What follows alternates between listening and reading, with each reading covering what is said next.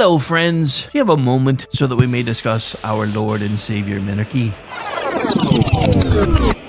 No, seriously, I'm just kidding. Hi, my name's Rick Robinson. I am the general manager of KLRNradio.com. We are probably the largest independent podcast network that you've never heard of. We have a little bit of everything, and by that, what I mean to tell you is we have news, pop culture, special events, conspiratainment, true crime, mental health shows, drama productions, and pretty much everything in between. So if you're looking for a new podcast home to grab a little bit of everything that you love all in one place, come check us out. You can find us on X under @KLRNradio. You can find us on our Rumble and our YouTube channels under the same names. You can also find us at KLRNradio.com and pretty much every podcast catcher known to man. So again, feel free to come check us out anytime you like at KLRNradio.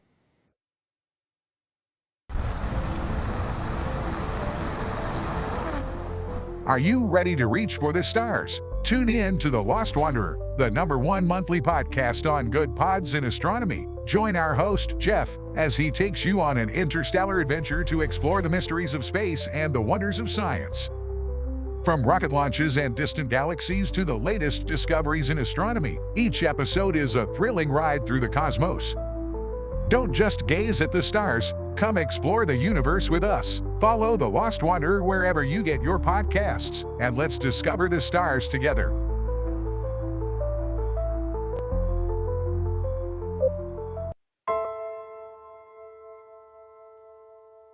My dad was really special, and I loved my dad. Not to be a backseat driver, but can you say for sure you got the best monthly payment possible on your auto loan? Could it be that you might have gotten a better deal by shopping the loan at a few places and have a lower car payment? Next time, before you go car shopping, visit Communication Federal Credit Union first. Our auto loan experts will find you a perfect loan and get you the lowest monthly payment we can. Communication Federal, your auto loan experts. Restrictions apply. Federally insured by NCUA. Hi, everyone. This is JJ, the co-founder of Good Pods.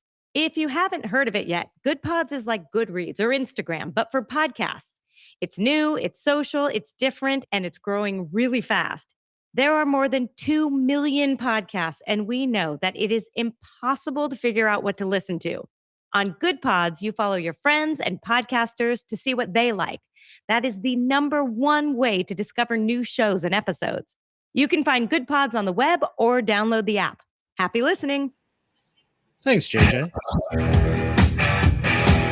KLRN Radio has advertising rates available. We have rates to fit almost any budget. Contact us at advertising@klrnradio.com.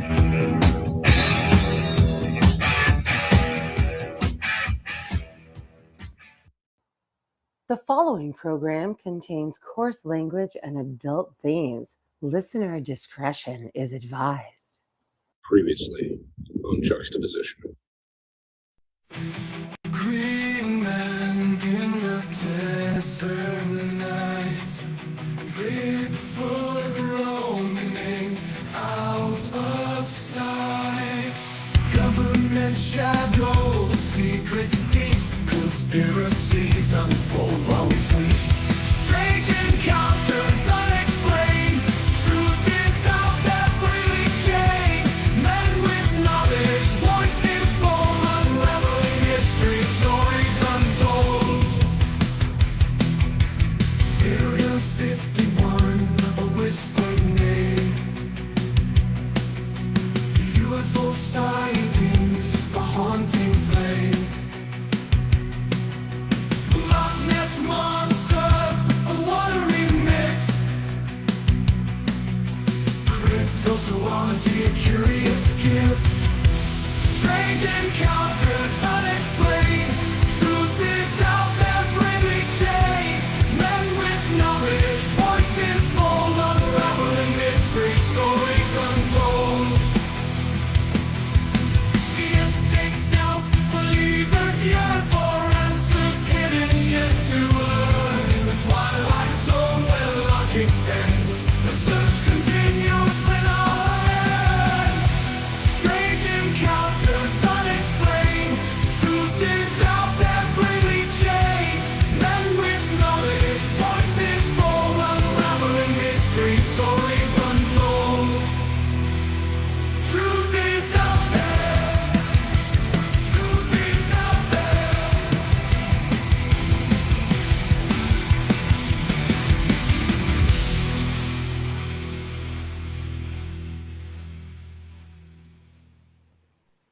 Good morning, good afternoon, good evening, wherever you might be. Welcome into Juxtaposition on a special night because I've been a slacker lately and we had a makeup episode to do. So anyway, so we're here. We're live. Beaker, we're here. I don't know which chat you're in, but I can see you. So we're here. Anyway, so Amish is with me as well. How you been, sir? How you been? How's things? Since it's been a minute, hasn't it? Well, for this one, yeah, but I mean, we did a hell of a play last night, so there was that. Oh man, did we? Fuck. Everybody blew me the fuck away. You with your singing, everybody's singing, but you with your singing. I mean, I know you've mentioned it, but I really didn't know you could sing. Jen and Fu absolutely blew me out of the water. I forgot one of my fucking lines when Jen was singing. So, yeah, no, last night was amazing. It was absolutely, I was just gobsmacked. Every time I say we have the most talented group of cocksuckers on the planet, y'all just raise that another bar every time we do one of these plays. So, yeah, as far as you apparently not knowing that I could sing, I would like to remind you that I've put out 2 different links in about the last 3 years that have me singing on SoundCloud. So apparently you never clicked them. Well, hurt my feelings. Just kidding. Just kidding. I'm just glad my voice came back well enough where I could actually do it, because I had been in between everything else that was going on. I got completely sick. Like, I actually went back to the doctor and had a COVID test. Came back negative, but I was there for about a week or so. I was pretty sure I somehow got COVID yet again. Because, dude, when you were down, I was thinking that too. I said, shit, maybe he got COVID. That's what I thought. We don't get colds anymore. Yeah. Dude, everybody loves Jen's voice. Yeah. No. Yeah. Jen and Dave were like the stars of the show, in my opinion. I mean, everybody was awesome, but those two just kind of took everything to a completely next level. And dude, when he first started doing the Cowardly Lion, I could swear to God we were actually listening to the original radio production. Yeah, it's like I said the after show last night. I mean, between he was the perfect hybrid of Snagglepuss and the original actor. And the funny thing about I kept waiting for him to say "Heavens to Murgatroyd." Well, the funny thing about that was I had actually been toying with kind of taking my Scarecrow variant of the character kind of in that direction. And I was like, and I kind of did a little bit in the beginning. And then I heard him and I was like, I'm going to have to figure something else out. And then my brain just kind of went, I don't know what else to do. Really, if I'd have been smart, one, I would have made sure to work in the part about the pistol. And I'd have had a sound effect ready to go. So right before Dorothy threw water, there'd have been some trying to bust a cap, and I've been like, damn it, I missed. But yeah, I did. I should have, but I did. For those of you who didn't pay attention during the movie, and we've actually covered this on Juxtaposition as a Mandela effect because most people don't remember it. Scarecrow had a 6-iron. Scarecrow got a gun. Oh wait, sorry.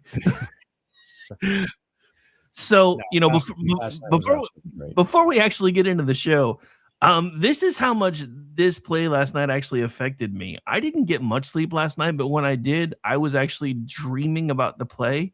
And there was a point right before the lion right after the lion got introduced and said his first line. In the play, I busted out with "The Lion Sleeps Tonight," and now I'm really sad that I didn't do that. I was just happy that 2 plays running now I got to say, so girthy. I helped with that. I got the assist there. Anyway, all right. So on to the actual show itself. Otherwise, we'll sit here for 2 hours and talk about the play. Yeah. And we did that for 2 hours last night. Everybody's tired of us talking about the show. Dude, like seriously, I had like 6 hours of radio yesterday after not doing any for almost a month. And I'm like, oh, right. I'm tired. And then I tried to go to bed and I couldn't. I was like, damn it. But yeah, so I was feeling it today. So anyway. So what are we talking about today, Amish one? What are we talking about today? Well, this topic I kind of came up with back during Thanksgiving, and for reasons it hasn't happened yet. But this has to do with holiday travel or disappearances. In that every year, law enforcement data reveals the same uncomfortable truth that the 5 weeks between Thanksgiving and Christmas produce a spike in vanishings among people in transit. And these aren't missing hikers and missing children. These are missing travelers, the ones who should have been on schedule and en route. They're trackable and they're following a logical path. They have an itinerary. And it's these disappearances that disrupt expectation itself.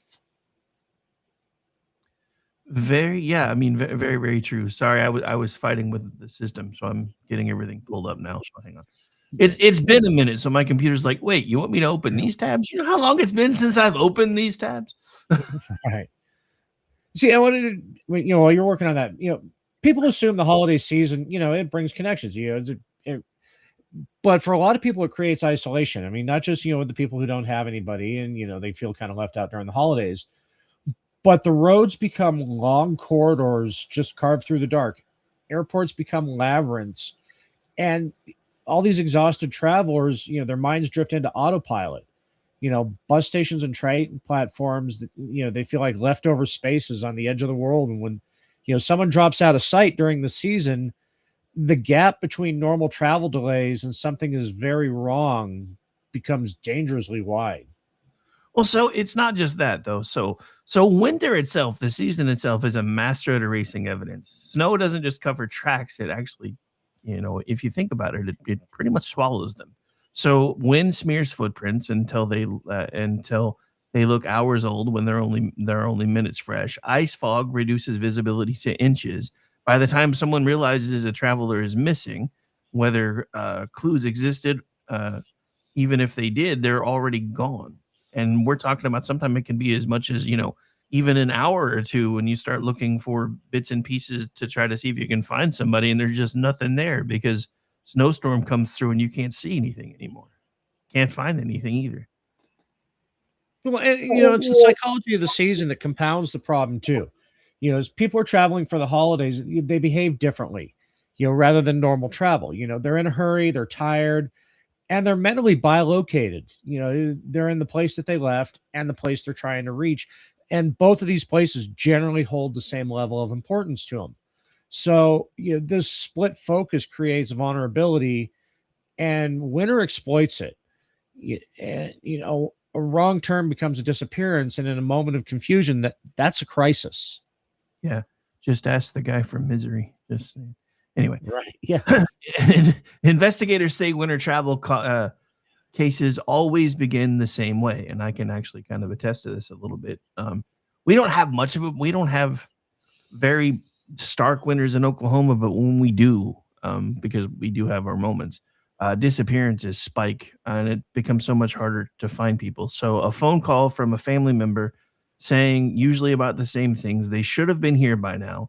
That phrase is the threshold. Before that, everything is innocent. Traffic, maybe a weather delay, maybe the flight was delayed. After that, every hour matters, and winter is merciless about taking those hours away that matter so much.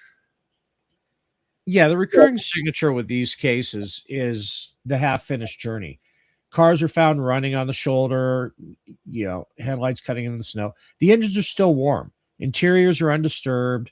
Phones are left behind, with still messages promising to arrive within minutes. It's if the traveler really reached the edge of their journey and then stepped sideways into something that no one else can see. It's almost like they fell into the upside down. Oh, wait, sorry. Wrong show. Well, there's actually an Inuit term for that, and we'll be discussing that later. See, I was foreshadowing a bit. I just didn't know. Yeah. So rest stops add another eerie layer. They're meant to be neutral ground, usually well lit, often patrolled, usually stocked, and a lot of people feel that they're safe. Yet these locations host some of the most inexplicable vanishings, especially at night. Travelers walk into the restroom and never reemerge. Security footage shows them entering the hallway, but never exiting. The spaces in between, the liminal architecture dead zones, become the last recorded moments of their now shortened lives. Well, and everything, all the weather in the season, it creates sound anomalies that contribute to disorientation. As the wind scrapes across the surfaces, it sounds like voices. Snow absorbs, like you mentioned, snow absorbs footprints to the point that they don't match the traveler's distance. And even, the echo inside a running car changes pitch in cold temperatures. This kind of goes to, with something we'll be talking about later too, is the lost hour among truckers and travelers. But it's many people who vanish in the winter report their last conversation. You report hearing something strange in their final communication. A rustling, a sudden silence, a note of confusion that investigators just can't be categorized. So you might think it should, but believe it or not, air travel doesn't escape this pattern either. Winter delays clog terminals, cause flights to be rerouted, and strand travelers for hours. In that chaos, people slip away unnoticed. They step out to stretch their legs, they grab food or check a gate, and they simply never return. Their luggage, even in most cases, continues on without them to their final destination. Their boarding passes, however, go unscanned, and in several cases, they are last seen walking toward areas that should have multiple camera angles, but somehow always contain blind spots. Yeah, it's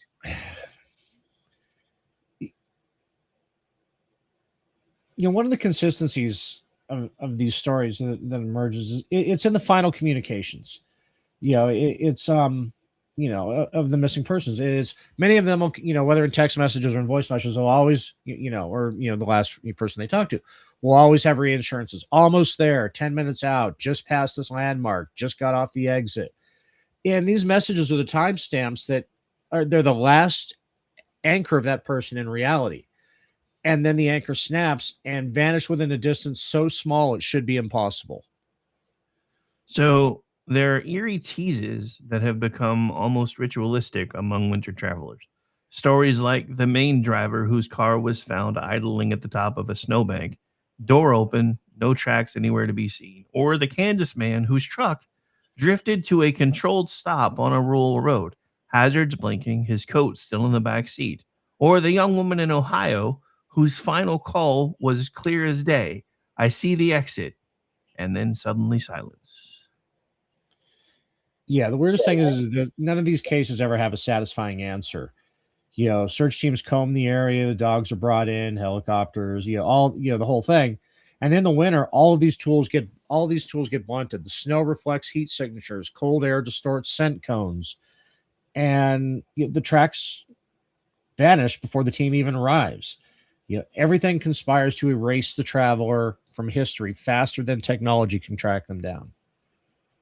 So, what makes travel disappearances uniquely terrifying is that they feel personal. Summertime vanishings can be statistically rationalized: water hazards, heat stroke, extended hikes gone wrong. Winter vanishings, however, usually happen closer to home, closer to arrival, closer to safety. They occur when the destination is visible on GPS, when the porch light is already on, when the traveler should be pulling into the driveway, and instead winds up in parts unknown. Yeah, this creates an even stronger emotional rupture for the families because they're not grieving a reckless wanderer. They're grieving someone who was almost home. That proximity makes these disappearances more haunting. It feels intentional, even if logic says otherwise. Many cultures describe winter as the season when the boundary between the worlds thinned. And that's folklore, but the metaphor resonates. Travelers are literally between places, mentally between obligations, and emotionally between states. Winter adds a physical fog to that liminality, turning the journey into a threshold. So, well, you'd mentioned that it's folklore, but in some respects, it's really not. In a lot of cultures, in a lot of cultures, the winter solstice can actually be kind of a doorway. So, the fact that a lot of these things happen either on one side or the other of that solstice could actually explain a few things if you are so inclined to believe those. But some investigators privately call these cases thin road events, not paranormal, not exactly, but just kind of inexplicable. They recognize the pattern: a traveler enters an ordinary environment and exits the moving world entirely. No signs of struggle, no trace of where they were or where they were going, simply just no longer there. Yeah, and before we break into the deep dives in this, like the Bennington Triangle, which I was talking to Jeff about, that's his backyard. Dash cam cutouts, running cars with vanished occupants, airport blind spots, and the rest. We're sitting with one constant unsettling truth. Winter doesn't just challenge travelers, it changes the rules of the journey. And keep in mind, when people vanish on the road this time of year, they rarely vanish far from where they were supposed to arrive. That closeness is the signature. That closeness can also and is pretty much it is the curse. So this is the Winter Traveler's Corridor, and once you enter it, arrival is never guaranteed. And that's just the creepiest thing, because a lot of the research I did for this too, it's the dash cams that just fritz out for a second, and then when they come back, the vehicle's empty. So many of these, it's not. When we talk about how there isn't a struggle, these are, we're talking like coats are, like you had mentioned, coats are still in the back seat, phones are still on the dashboard. It's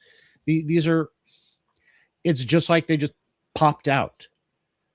And with the weather, it just erasing all signs of travel, or in some cases highlighting impossible routes of travel, or at least illogical ones. It just makes the whole thing creepier. What you were talking about too, with the solstice being a thinning of the worlds, the whole holiday corridor, starting before Halloween right up to New Year's. That's just there's a different vibe, both good and bad, through the whole thing. Okay, I can't, because our brains, adjusting to the change in weather, but also I think there's something in the DNA about it. Nice, Delaney. Don't travel to Brown University. Yeah. Too soon, man. Too soon. Anyway. No, never too soon. Well, not really. But anyway. So if you talk to people from Vermont, and we probably should have had Jeff on. Well, let's do that. Yeah, let's do that when we come back from break. That's a whole other segment. Okay. I mean, we're taking a break a little early, but we can do that. We can take a break a little early. Okay. We got a new Jeff song. We got to All steep in that. The good news is I do have it queued up and ready to go. So here we go, as long as it loads. So one moment.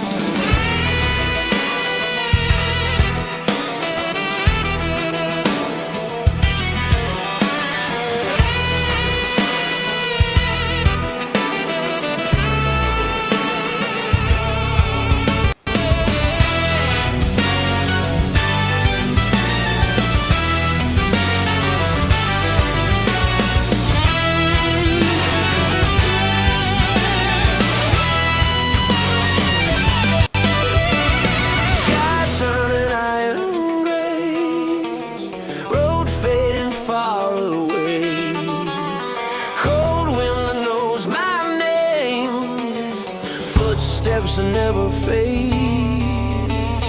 Pines leaning in too close, shadows that breathe like smoke, silence that warps the air, something's waking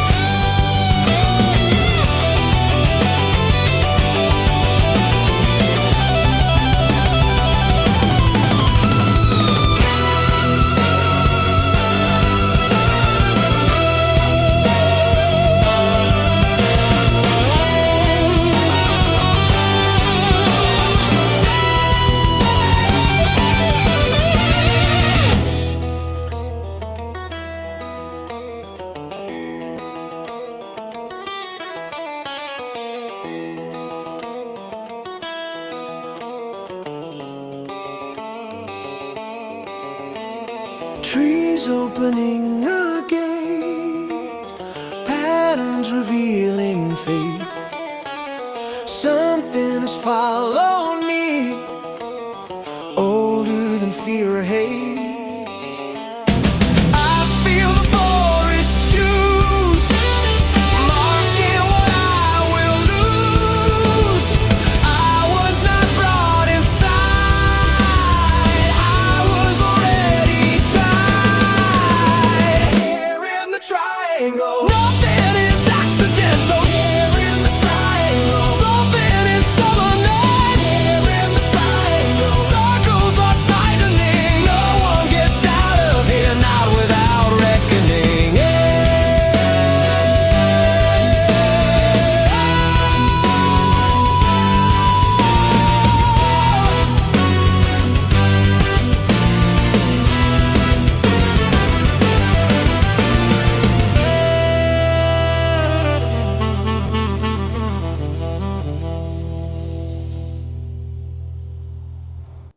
And welcome back into the program. For those of you who can't see it, the title of the latest Jeff-related masterpiece is 7 Steps to Nowhere, featured right now live on Juxtaposition. Hope everybody liked it because Jeff knocks them out of the park every single time.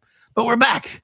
We're live. Yeah, And- I was talking to him about that when he dropped it, and I'm like, this kind of sounds a lot like not that he modeled it after it, but it kind of sounds a little bit like Another Way to Die with Jack White and Alicia Keys, but with saxophone instead of piano.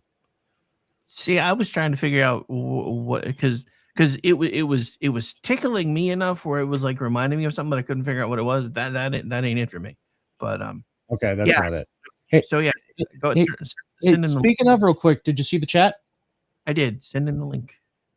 Okay, I'll send them a link. We are going to be joined here in a moment by somebody who actually lives in one of the areas we're talking about and is familiar with the topic. Once I get my head out of my ass and remember which screen is doing what. Yeah, so God damn. Press the button, monkey. They're still too busy flying from the play last night. Yeah. All right, sending him the link now. So, yeah, Jeff is actually familiar with Bennington. It's actually called the Bennington Triangle, and it really has a lot to do with what we're talking about tonight with holiday travel disappearances. We'll see if he gets logged in here pretty quick. And I think we have him now. In this area, there seems to be a flurry of them rather than, there's corridors across the country and some pretty significant lonely highways that this happens at frequently. But this section of Vermont seems to be pegged with it. Jeff? Can you hear me? Now we can hear you. Awesome. Well, this was funny because I caught wind of what you guys were going to talk about, and I want to be truthful. I knew nothing of this. So what I have is 20 years of exploring Bennington, the feelings I can express. And after finding about the Bennington Triangle, I have been back once. So I can fill you in to the area as you guys discuss it. But I will say, for those that are not familiar with Bennington, Vermont, it is the lower left-hand corner of Vermont. You are literally 12 minutes from New York, 20 minutes from Massachusetts. So there is a lot of, strange aura already around there. But that's right. I remember now mentioning to you, I said, hey, we've even got a little bit of your backyard here when I was doing the research. Mm-hmm. And then I hit you up with it. And then you just went, wow, that tracks with a lot of what I know. It is. Bennington is unlike any other place in Vermont. And I mean that not from politics or anything. It feels like I would swear there's a fey line running under Bennington. It is its own unique energy. And every time there's a Manchester, Vermont, that's about 45, 50 minutes north, and you go over mountains to get to Manchester. And the moment you start heading south on that road, to get into Bennington. The closer you get, you feel different. And it is such a weird feel. I'm not saying it's a good feeling or a bad feeling. It is just a feeling unlike the rest of Vermont. Well, it's funny you mentioned a ley line there because there is actually a significant fault running beneath the Taconic Mountains there. And that whole region is super iron rich, dense, and it's conductive enough to create, and I'm sure you've noticed when you've been there, measurable interference with compasses and, low grade electronic equipment. Oh God, cell phones. Okay, Yeah. There, you want to talk about the weirdest behavior? Because even when I went a week and a half ago, what happens is you will lose the ability to dial someone, but have full internet and Well, not that from Wi-Fi. Yeah, no, I mean, I do know a couple places where I'm at that are kind of like that, but you can at least get texts out. You can get text and data, you just can't call. And I know that those are on different carrier streams, and that's why when in emergencies, you should text people, not call them. Because Yes. anyway, we've talked about that on our prepper shows. But yeah, it's. I mean, even to the point that people report GPS, just going a little bit wonky. Yes. About the area that completely scatters radio signals. There, now Bennington town is not as bad because you have a lot of Wi-Fi signals making up for it. But when you get to any of the four corners of the town, say near Bennington Tower, that is I want to say an American Revolutionary War statue. I think please forgive me, I'm not up to date on Bennington history. As you get to the corners of Bennington, the weirder things happen where not so much today. Like I said, Wi-Fi is a little more popular, but I know in years past, I have had my GPS going, take this road, and all of a sudden I'm on a dead end. Right. Where GPS is saying, no, continue for 1.2 miles. I'm like, give me a helicopter and I can do this. It's a lake. Well, the other thing is the unique geography of the area too creates some temperature inversions that also destroy, low electronic signals. No, it is so hard to express verbally what you feel and what you experience. And I used to joke. Honestly, before you guys were getting ready to talk about this, I used to joke that depending on which way the wind blew in Bennington determined your ability to communicate with the outside world. And it was totally meant as a joke because I could be in the same location one day and have perfect cell service, come back a week later and it not work at all. Get that. That's just, yeah. That's this show. You weren't holding your tongue right, sir. Right, and I didn't have my left foot pointed north and my right foot pointed east, and my right hand raised up as high as it is. What is funny is I used to work for a company in the early years I was there that relied on satellite internet.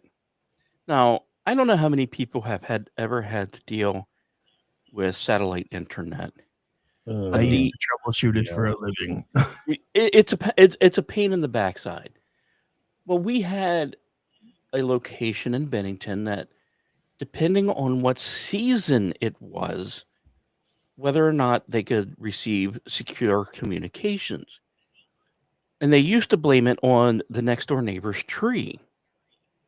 Except I got on the roof and realized that the satellite was not actually in the path of the tree. So my natural instinct was, oh, maybe we have a bad satellite. Maybe it's not lined up right.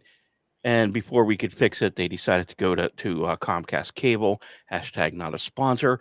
And all of a sudden, everything started working a little bit better. Should be. Right? No, I mean, and not that it has anything to do with this, but I mean, I don't know about Elon's version of satellite internet, but I know the internet that I used to work for when I worked for DirecTV. Dude, I spent so many times trying to teach grandparents how to use internet that never should have had internet in the first place. So that's another thing about satellite internet that just makes it just a bit of an aside there. But yeah, so anyway. I mean, while we got you here, we can talk about some of the cases just from Bennington alone. So that way, next time you go there, you can go, hey, how about that? Absolutely. Paula Well. So the first case in Bennington is in 1946 when an 18-year-old Paula Weldon, she set out on the long trail wearing clothing that was utterly insufficient for the cold weather.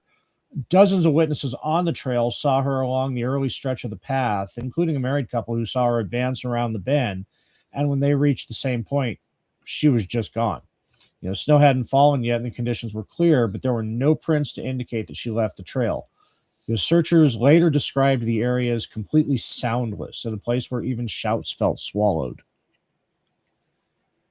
That just seems creepy. Well, I can give I don't want to say factual evidence, but I guess personal experience. The long trail is such a beautiful thing. Besides the beer, the company that brews it, they make good beer. But the long trail is an interesting course along the mountains, the Green Mountains of Vermont, basically from Massachusetts up to parts of that country that above us that sucks. No, I used to go camping or even just taking lunches along the trail because and if you don't know, in Vermont, we have several just pull offs to where you park your car, you lock it, and you hike. And it's the craziest thing because it's the most secure thing. You would think, oh my God, I'm going to leave my car here at this little pull off and go hike on the trail for 3 or 4 days, and your car is going to be perfectly safe. But there are a lot of campsites or not campsites, but little parking areas with tables and grills and whatnot. And out of all the places I have been on the trail, the Bennington Trail, I don't want to say spooked me, but my body was screaming, don't go too far from here. It's just your instinct at you. But I do want to back up for just a second because one of the things that you had talked about kind of piqued my interest because that whole there's an area that's just described as soundless. The interesting thing is you would think that would be a hyperbole, but I can tell you there are places where things don't make sense because a few years ago I spent a few days up in Tulsa just kind of hanging out and kicking it around up there. And I found a spot, and it was one of the ones that everybody was talking about at the hotel. So we went and checked it out. There's a spot where if you stand in a specific place, you can scream, you can yell, you can say whatever you want. Anybody who's not in that circle with you, they can see you, but they can't hear you. But for you, we talked about that. It's something about the acoustics and the yeah, and it's the same near the Bennington Tower. If you know nothing about the Vanishings Tower, just Google it. It's a really cool little feature and where it's located. It's close to the trail. There are sections where you absolutely lose all signal. And to this day, 20 years later, I do not recall ever hearing a bird in that area. And that is uncommon for Vermont because good God, do we have a lot of trees here? Is it really that birds aren't real? Is it really that? Well, that could be. Maybe the government hasn't come to Vermont yet. But to have this many trees and have this lack of auxiliary wildlife noise is a rarity in Vermont. And near the tower, you can hear the people inside the tower more than you can hear birds and rustlings of anything else. It is such a unique experience. Okay, yeah, that would be downright eerie. There's this one spot. I'm up in the Sierras, and there's this one rest area. It's just north of Mammoth Lakes on 395. When I'm traveling up and down the road, you pull in there, And it's a busy rest stop, as rest stops in the Sierras go. I mean, it's got big rig parking, and there's a lot of traffic because the 395 is a major artery. And when you're there, I swear you cannot hear any engine noise, any people walking. It's like you see shit going on. Trucks are running, they're running, but it sounds like they're a mile away instead of 50 yards. People are coming and going out of their cars, use the rest area, reading the fucking road propaganda and all that shit. As you're standing in Caltrans rest area. But it's like everybody is just under this oppressed weight of silence. And it's just everything there just seems, like there's just the weight of the air is holding sound down. And it's usually closed in the winter, but I was up going past it a few weeks ago and pulled in there, and I was the only person there. And it was that one of those areas that do what you're doing and get the fuck out of here right now. Yeah. And I will say 95% of the time in Bennington, I actually felt at peace. But there was that 5% of time whenever I entered that town. I don't want to say it was Antietam and Gettysburg battlefield level of what the actual, but I just felt like I shouldn't have been there that day. Yeah. So I can 100% see, something in that area causing, vibe change, if you will, or something. Just like I said, I used to joke that it was, depending on which way the wind blew in that town. And after you dropped this, and I researched a little bit more, and actually went to the local historical site that we have here in my hometown, and was asking a little bit more questions. I found out it was more commonplace of experience than I realized. And like I said, a week and a half ago when I went down there, it was okay, but it's still, I was a little more like, okay, waiting for it. So yeah, it is such an interesting location within the entire state of Vermont. Well, another case from Bennington is that of Paul Jepson. He vanished from a truck at the base of Glastonbury Mountain. Use an 8-year-old. Search dogs tracked his scent partway up the mountain before losing it at a point where the terrain just flattens into an open glade. Mm-hmm. Where there should have been nothing to interfere with the scent cone of the dogs, but just something about that area. Just there was a scent drop off, and the dogs just lost everything. And it's other searches in the area in this same area have yielded the same results too, where whether it's the iron deposits or something, and we're going to be talking later too about how iron does play havoc with tracker dogs. But yeah, it's just there's no reason that the scent should have been lost. But the dogs just stopped at the edge of the field, and well, we got nothing. No, and I have been here at this location, and honestly, hearing you describe this, I'm a little bit at loss for words. I know, which is shocking, right? No way. I am anemic, so my body has lower iron than most people. I walked into that area and got sick, and I remember, I remember specifically thinking it was what I had for lunch before I came there, and now I'm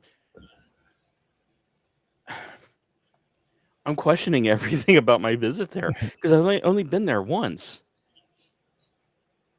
And if you're saying it might be the iron levels in there, is it possibly impacting me because I'm anemic, and if my iron is not copacetic in normal range, that it might be a warning to me not to go in there? I hadn't thought of it, but possibly. Because I'm not gonna lie, you just blew my mind.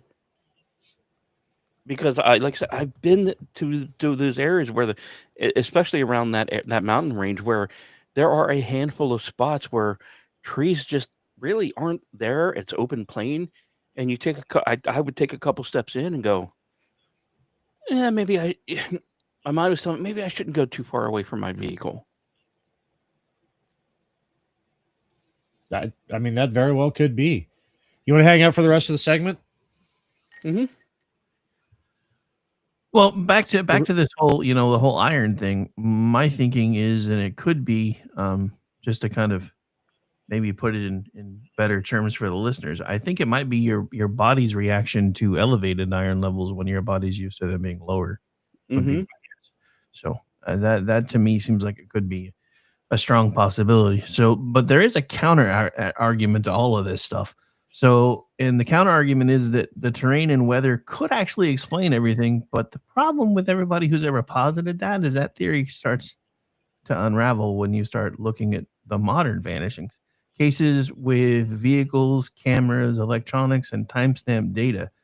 So these aren't just hikers walking off into the middle of nowhere, walking into the tree line and never being seen again.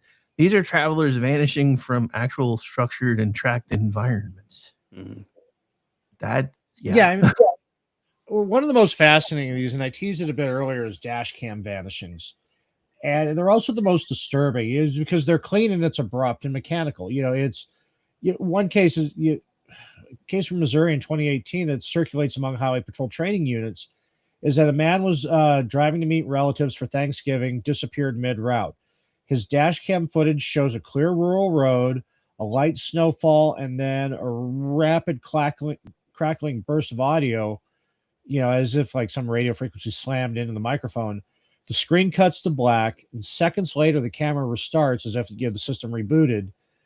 And the recording is of an interior of an empty parked car. The driver's door was closed. There's no prints led away. It's 18 degrees outside, and he's never been found. So this completely creepy pattern repeats itself again in Minnesota. There was a case in 2017. There was a family's final captured moment was a sharp broadband distortion followed by total silence. Analysts tried to blame a failing power inverter, but the inverter tested perfectly afterward. Dash cams can't and don't actually choose dramatic timing. Whatever caused the shutdown happened within a narrow, precise window, seconds before even these travelers vanished. Yeah, it's the precision that you mentioned that really is unnerving. Malfunctions don't cluster around vanishings unless something's happening in the environment that triggers them.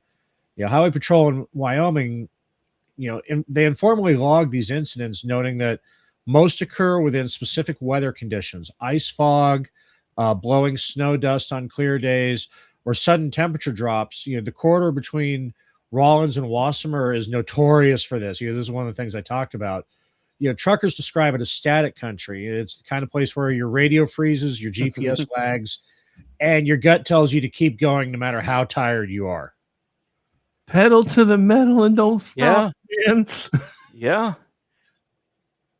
And I know already what you do recently in your job, and my entire life in Vermont has been over the road, and I can tell you, especially in particular in Bennington, and I've experienced it other places, like I said, especially near Civil War sites, but I think it's a different level of issue there, where you do get that sense of, okay, if I can get past Bennington and get into North Adams, Massachusetts, I'm going to be golden. Or if I'm coming from North Adams to Massachusetts, I'm going, 10 miles outside of Manchester, there's a rest stop. I can pull over, catch my breath, and be okay. Yeah. This whole episode, when you first started telling me about it, has really sparked a lot of memories. And I'm gonna borrow a bit of owl stick, if I may, here. If you're going to an area or you live in an area that even though you're familiar with, put a paper map in your vehicle. Seriously. Yeah, I don't know why we ever got away from those. Because nobody knew how to fold them. Women drivers, am I right? Yeah. And And it's like in my area, the Nevada desert, it's a total different flavor of the disappearance. It's because out here vehicles are found fully functional, and just the occupants are gone.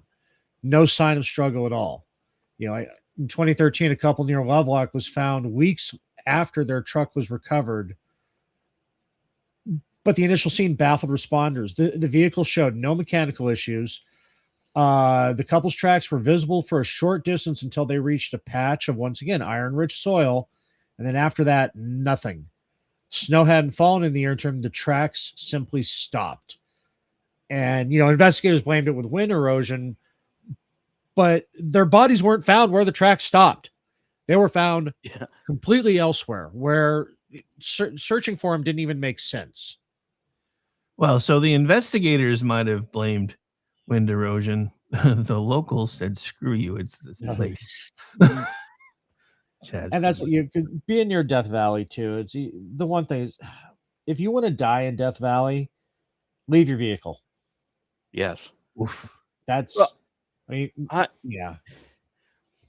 I just had a moment of thought because, well, it's as much as Vermont is known for its beer, the home brewing capital of Vermont is Bennington. Don't ask me why, because they brew shit beer there. But the biggest, water. well, no, the biggest festival though is in Bennington, so everyone from the rest of the state comes down here. But I'm sitting back thinking of some of the beers and brews that I've had from people that live in Bennington, because brewers are a quirky bunch. We love giving relevant names to our personality or our location. There are a lot of homebrew beers now that I've had in Bennington from Bennington individuals that are making a lot of sense hearing this. You guys are actually inspiring me to take another trip, maybe even unpaid, to Please wait investigate this a little bit. Please wait till after winter. I don't want you to disappear. Yeah. Please. I'm willing to risk it for the biscuit, and I can provide a Juxtaposition live update if need be. But yeah, so many pieces are piecing together, because I'll be truthful to the listeners. I know bits and pieces before you guys talk about it, but I don't read in depth about any of it. So some of the stuff that you have brought up to me has actually kind of like sparked some memories in my brain, and now I kind of want to go to Bennington and investigate, because this just sounds fascinating to me. And I want to do more, because it is there's a mystery here, and there's a mystery with the other locations that you have talked about. That are people actually researching this stuff? No, they're just footnotes and police logs. In some cases for training material, but. Well, so my thought, as far as you'd mentioned that Bennington's like the home brewing capital of Vermont. Maybe people are trying to self-medicate. If you live in a place where weird things happen often enough, you usually find coping mechanisms. Maybe bad beer is the way they do that. I don't know. Maybe, and I think back because where I'm living currently, like if you go up to Burlington, Vermont, almost every brewery has a playful beer based on Champy. Whitehall, New York brewery has a playful take on Bigfoot. Bennington has playful beer names based on this. Do they have one called "Now You See Me, Now You Don't"? That would be cool. Right. That would be cool. I like that one. But you can use certain things to identify the location's quirks and oddities. And seriously, you guys have really made me think about my time in Bennington, and making me want to go back even more. So not to tie in our spring play idea, but I kind of feel like Jeff is having a Smee moment from Hook. He's like, Mhm. I've had an apostrophe. Lightning has struck me brain. I might even say a double an apostrophe. It That would be yeah, important. yeah, it is. And this. I am someone who used to ghost hunt. I am someone that loves Bigfoot hunting. I love going to Civil War battlefields and searching for ghosts. And like I said, I've been here almost 20 years. God, why have I been in Vermont for 20 years? But I've been here 20 years and never have properly investigated Vermont in this fashion. And I might have to. Your task, should you accept it? A log updated.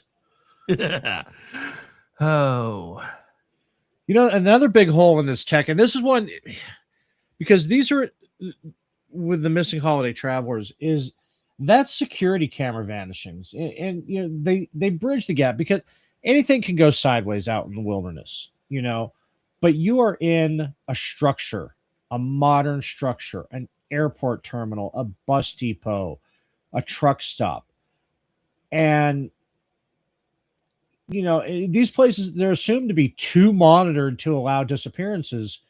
But again, during winter travel, that throws a wrench into the whole thing where snowstorms block exterior cameras or condensation fogs lenses. But even inside the building, people are disappearing. so I guess one of the weirdest ones for all of this, at least for me, when I was going over the notes, was the case from Atlanta in 2011. So a businessman was traveling home for Thanksgiving. He was filmed walking down Concourse B. Speaking of which, I hate that fucking airport, just for the record. I hate that airport. He passed camera 4 and should have been picked up by camera 5 all of 2 seconds later, but he wasn't. Cameras 3 and 6 didn't capture him either. He simply never reappeared. The explanation offered was a construction blind zone, a term investigators use when they need the public to stop asking. In other words, it's just, yes, shut up, kid. It's just a construction thing. We don't know. So it's what they tell you when they want you to stop asking questions. The truth is that the blind zone shouldn't have been large enough for the man to disappear in the first place, not without being seen, either doubling back, ducking into a room, or exiting to the tarmac. But according to the cameras, none of that happened. So, I mean, again, this is something that happened within the space of 2 seconds. And if you've been in the airport in Atlanta, one, that thing is huge. Like I used to fly all the time, but I'd never gone through Atlanta until one of the last times that I went to CPAC. And I've never been in an airport large enough where you had to catch a train in the middle of the damn airport. So it's not like it would be impossible to get lost in an airport that large. But the idea that you can just vanish from one camera frame to the next in a span of what would be about 2 seconds. I mean, it's like something. I mean, Jeff, I'm starting to think maybe your people might have been involved. No comment at this time. Well, in another case, we've spoken about Denver International Oh God, on different shows for a different reason. But another case of a missing person was a teen involved in a winter layover in 2009. The last footage shows him entering a restroom and never coming out of it. There was snow outside that was heavy enough to erase footprints, but that doesn't explain how he bypassed every single internal camera in the airport. Airport police classify it as an unexplained missing person, though privately they refer to it as the December gap, and that's a phrase that general managers do not appreciate hearing. I bet they wouldn't. But yeah, I mean, think about that for a second. Dude goes into a bathroom, never to be seen again. I mean, I'd be curious. Right. Now I want to try to see if I can find, maybe some. I'm sure somebody's researched it enough to see if like there's large enough windows that they might have been able to climb out of or something. That's just, why would you do that though? So anyway. Right. But so, we keep talking about all these different things in different places. But the thing about it is these things are happening all over the place because even small interstate rest stops produce these same kind of anomalies. There was one in 2015. A Washington hunter was last seen on night vision footage approaching the vending machines in a rest area at 2 a.m. The camera covering the exit showed no one leaving. Snowfall started at 3 a.m., covering whatever clues existed. His truck was still there. It remained parked until dawn. No sign of forced entry, no missing gear, no known direction of travel. See, when you put all these things together, the pattern becomes kind of clinical. It's, vehicles in perfect working condition. Travelers who should have not have left them for any reason. Tracks that vanish, contradict, or just fail to appear. Electronics malfunctioning, camera gaps that shouldn't exist but do. Environmental interference stronger than terrain alone can justify. This is all woven. It's exactly what Jeff described. Compass drift, iron heavy soil, unexpected magnetic behavior, sudden cell service collapses. These aren't ghost stories. They're environmental conditions that shift the reliability of everyday travel to a perfect storm of a disappearance. Winter turns the world into a half functioning machine. And it's in that mechanical weakness that people just slip through the cracks. So, but the forensic explanations, they don't fully satisfy. Iron deposits don't explain dash cams cutting at the moment of disappearances. Weather patterns don't explain footprints ending mid-stride. Mechanical failure doesn't account for cars left perfectly staged with no signs of panic. And no amount of infrastructure critique explains why security captures often capture entrances but no exits.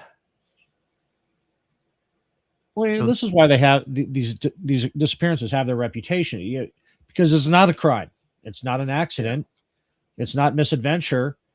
Their case files built around an absence. All they have is the absence, the absence of a struggle, the absence of tracks, the absence of final sightings, the absence of the travelers. Yeah, I only have one question: where are Mulder and Scully when you need them? Okay, fine. Look, I am willing to help Juxtaposition out. I will start a Gibson Go to give me. I know already. You'll appreciate this. Give me enough funding for a camping van, and I will explore the United States in 2027, looking for all these spots and explanations. I think he's really trying to go around the country seeing if he can find any hot Asian campers. But that's just no. I'd go to Finland first, but yes. Right. So all of this pushes us towards the next layer of the mystery, the one investigators whisper about but rarely document, because that's when you wind up being told that you need to go see the department psychiatrist. So there's a point where weather explanations stop and experiential accounts begin. There's a moment where travelers describe the world going quiet, GPS flickering, or fog rising from nowhere. So, yeah. That's going to lead us into the next segment. And, not only where winter erases evidence, it starts erasing time itself. Oh, see, I'm blaming Jeff's people again because we're starting to talk about lost time. No. Fair. No. I think this is the real reason he came on for this segment. He's running chaff for his people. Hey. So, Jeff, any final thoughts on the segment? Well, thank you guys for bringing me on. But B, fascinating aspect of all of this is looking back at my memory of my visits and my stays in Bennington, and it kind of reinforces the point that throughout the history of your show, sometimes some of the weirdest mysteries are actually in your backyard if you are willing to look at them and investigate them. And I'm starting to think maybe we should start investigating things more, because there's a whole lot of stuff, especially related to the missing holiday individuals, that do not make sense, and we need maybe we can attune a little bit better. Well, and that's something we've got 500 listeners, and we're always talking about weird spots in the country. I mean, any out there listening who, if you ever listen sometime and we talk about, an area about, ping us, hit us up in the chat or something. We'll be more even if you don't want to come on the air, just hit us up with the story and we'll read it. So while Jeff's still here, I've been handed a note from legal. Should Jeff decide to explore these things, KLRN Radio will be held harmless and not liable for any disappearances. Fine. Okay. I'll find a You workaround. hang out for the rest of the show, or you want to? It's up to you guys. I know nothing about the rest of the show, but I can add my 2 cents when appropriate. That's up to you, my friend. You can hang out if you want. I mean, I'm sure you can chime in. Okay. I can do that. You've been so brain deep in Wizard of Oz for the last 3 weeks. If you want to shift your mindset, you're more than welcome. I could use the reset, and I'm really upset that you guys didn't mention my Black Munchkin voice. I've been internally referring it to as the Soul Munchkin. Soul Munchkin. I love it. Oh, all right. Well, all the other Munchkins are making little Munchkin voices. He comes in with Barry White. Well, that was like when BZ popped in and was like, "Oh," I was like, "Oh my god!" He's like pulling. He's like straight up pulling from Good Morning Vietnam. Well, yeah. For me, it was The Simpsons though, because he put. For me, that was pulled right from Montgomery Burns' House Guards. Yes. Yes. Oh. All right. Well, we're already so far into the next hour. We might as well just keep rolling because by the time we finish segment 3, it'll be about time for the break anyway. Yeah, sure. Okay. Well, give me a couple minutes. I'm gonna go grab a refill. I'll be back with you guys in a second. Yeah, no problem. You know what? And then when you come back, I'll go get mine, and it'll be like trading places for in front of the bulldozer. So, which one of you are Eddie Murphy in this scenario? I'm just curious. 40. Right. Yeah. I figured it'd be you, Soul Munchkin. No, I'd rather be the prostitute with a nice breast. So say we all, my friends. Okay. So anyway, Jeff, go refill whatever you got to do. Oh, so moving on. Go ahead. I didn't know if you wanted to take the lead for segment 3 or if you wanted me to do it. So it's up to you. No, go ahead. So as we continue this, there is a point in every winter disappearance case where the physical explanations, it's kind of appropriate that I picked this time to take the lead because the explanations begin to wobble, kind of like when I walk. So the tire tracks make sense. The weather makes sense. The fatigue makes sense. And then something enters the narrative that doesn't fit. A traveler reports losing an hour. A trucker describes the world going silent, like someone turned off the background track. A hiker steps into fog and comes out on a different portion of the trail with no memory of how they even got there. These moments don't replace the forensic evidence. They sit uncomfortably beside it, filling the spaces no linear account can cover and basically thumbing their nose at all of the other evidence, saying, "Explain this, bitch." Yeah, winter is the most liminal of seasons. It's not just mythically, but physically. It interferes with all sensory grounding. Snow flattens sound, absorbing higher frequencies. Fog scatters light thoroughly that shadows lose all meaning. Wind carries voices farther than normal, and cold slows cognitive processing by degrees so small most people don't notice until they're already disorientated. These aren't supernatural effects. They're environmental conditions that mimic the mechanics of an altered perception. So travel can actually amplify these things. A person in motion is already in a state of partial disassociation, focused on the destination, not the present moment. So you add winter's sensory distortions and you create fertile ground for derealization. The unnerving sense that the world around you isn't entirely real or is behaving in subtly incorrect ways. Many travelers report this during winter night drives. White lines seem to crawl, reflectors blur, landmarks appear closer or further than they should be. These distortions often precede the anomalies that investigators, they try to categorize them, and they usually fail. Yeah, for those of you who don't know, I'm a commercial driver now, and the phenomenon of the lost hour is fucking real. It is one of the most reported winter travel oddities. the best way I could describe it is that, there's moments where I'll look at the dashboard and realize that time has shifted in a way I can't reconcile. It's either forward or backward. It usually happens at the end of the day when fatigue's kicking in, but I'm still fully alert. I'm checking my mirrors. I'm doing everything along the way. I'm engaged with the road, and I will still lose blocks of times that don't match mileage or speed.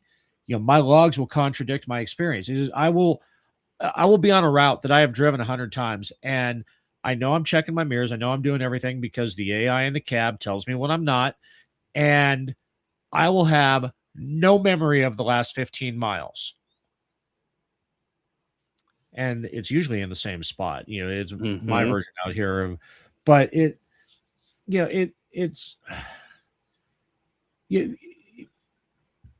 winter is actually worse, especially out here because we do get the blanket of snow. But it's just the missing hour. It's real. And if you've ever driven long distance, I mean, even if you don't do it often, you've experienced it. So I have a question. Yeah. So, any weird painful spots that when you come out of these No, times? no probing. No Okay, probing. Not guilty. No, but what we were talking when we were talking about iron, in Vermont and in other places, another area, we kind of skipped over that in the last segment, but it's also areas that have high volcanic activity, high basalt concentrations, and my area is heavy in that. So it's just I didn't zone out. Like I said, I'm aware of everything. I'm just don't remember the last hour. I remember doing all of it. I just, if I needed to track saying, hey, when did I pass that rest area? I couldn't fucking tell you. Yeah, very, very interesting. So, continuing the train of thought, these time slips, that we're discussing, they're connected to highways.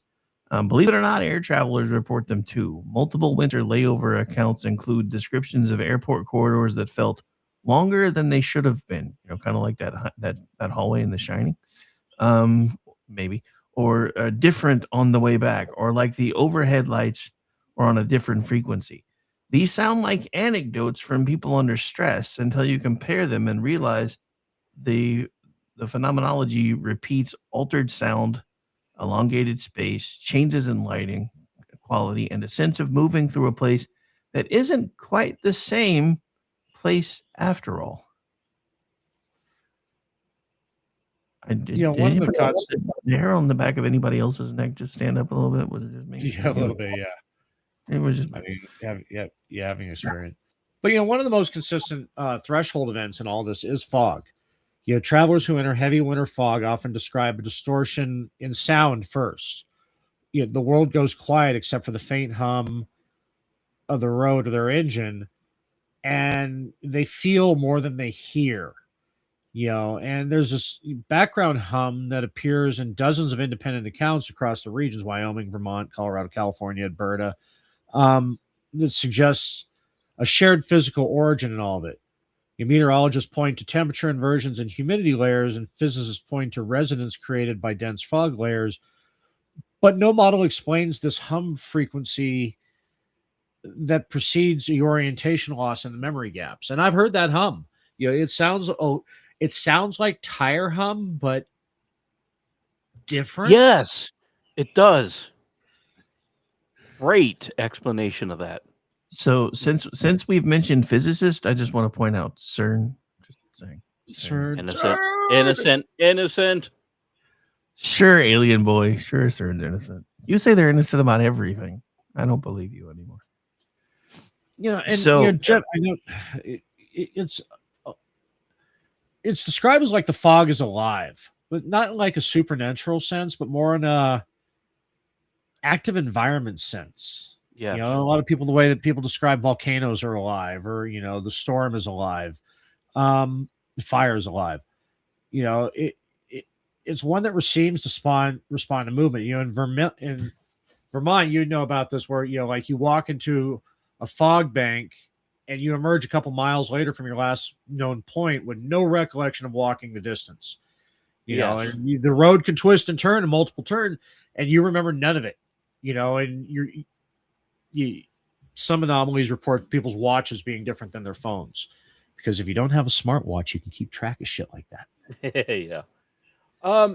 It's interesting you say that because there is a section of Pennsylvania, and if anyone has traveled the massive swath of Pennsylvania from east to west or west to east, you will know on Interstate 80 that fog is an absolute killer in a sense. Like it will pop up out of nowhere, and you will not know where you are, where you've been, how far you traveled, and you will pass 3, 4, 5 exits, even though you're actively searching for the exit. So you and your kids will be safe, and you can just pull over and go, please fog, go away. Can I find a hotel to stay at the night? And then instantly it is gone, and it doesn't matter. I'm talking a 3-hour stretch of where this fog will pop up in Pennsylvania, but it's never in the same location. So it's always that disconcerting, weird feeling. I've had it in Vermont. Sometimes you can just kind of go, oh, okay, it's weather related. Oh, hey, it's December. We're 52 degrees in Vermont somehow, and the snow's melting, so we have a bunch of fog. But then there are other times you're like, why is this fog here? Where is it? Why am I experiencing this now? And you do lose track of time, even though your car is allegedly, keeping track of how many miles you went. It doesn't feel like it. It is such a weird feeling. Well, and I think part of that may be the disorientation from, normally when you're in a vehicle, you can, you normally, because you are hyper vigilant usually when you're driving. So you're constantly paying attention to a million different things. But when you get into a situation where suddenly you can't see 2 inches in front of your face, I think that may be part of what adds to it. And to continue that train of thought, snowstorms can actually create similar threshold conditions because snowfall isn't uniform. It can produce what would be considered hyperlocal opacity, regions where visibility drops to zero within seconds. Travelers Yeah. caught in these pockets often describe it as a sudden grayout, so a total loss of horizon line and spatial references. Pilots experience this as well as as the learn, a form of vertigo where the brain inverts orientation to fill in sensory gaps. Drivers experience a land-based version, the sense that the car is drifting or climbing when Yeah. it isn't. And Yes. I don't know about you, but I've actually felt that before, and it's the weirdest damn thing. Well, I know my mountains are not equal to what Orty experiences, but we have several ski resorts in my area. Um, there is a difference of snow squalls that happen, and I don't know how to explain it other than 90% of snow squalls feel natural, but every now and then there's that one where you're like, where did this come? Why is this happening? And you lose all, like you were saying, this orientation of location, time, and just feeling that this isn't right. I've gotten to the point where when I am traveling to a location and I hit one of those that feel off, I pull over. And it's the weirdest feeling because I'll drive a rental car that has no snow tires or anything on it in the middle of a snowstorm and be fine because I've lived 20 years in Vermont. I'm used to it. But every now and then there's that one that comes up and just completely disorients you and makes you feel so awkward that the idea of someone with experience traveling whatever method, whatever they're doing, and experiencing this and losing themselves and then disappear. I wholeheartedly understand and believe it. Yeah, I mean, we've all. I mean, I know Rick in your past jobs, Jeff. I know in your job and in my job, we all put massive amounts of miles in. So, it's like we know all the many faces of our area. And what pilots talk about with the leans, absolutely. I've encountered that in dust storms and snowstorms, and where it's like, I know intellectually all 4 tires are on the ground, Yeah. but I will absolutely swear that I am off camber 20 degrees. Yeah. And I know my truck can't do that again in a work vehicle because the AI screams at you when you do that. Yeah. So there is, just pulling over and letting it happen. One, being in the middle, stopping in the middle of it is the most counterintuitive thing you could possibly do, but it's also the safest thing you could possibly do. Yeah. Yeah. And I don't know if this is maybe perhaps a warning tale throughout the show. And I often wonder, like, thank goodness I've never been one of those individuals who have disappeared in the middle of any of this. But I have to ask the question, did at any point of these individuals, did they feel off and ignored it? Because I as weird as it sounds, I would love to talk to the people who disappeared and figure out if at any point they did feel that sense that something was wrong. And that's, God, that would really be the $1 million question. I mean, even more so than what happened. I mean, obviously what happened, but even more so is that, did your danger sense kick in? Did you ignore warnings? And not just obvious warnings, but the subconscious warnings that we all get.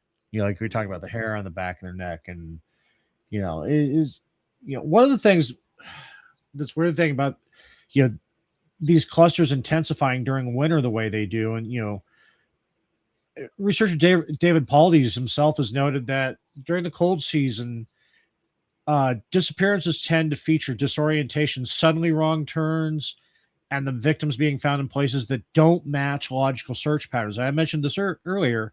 As many have discovered, that uphill from the point of their disappearance, and that's not the direction you go. Instinctually, you go downhill.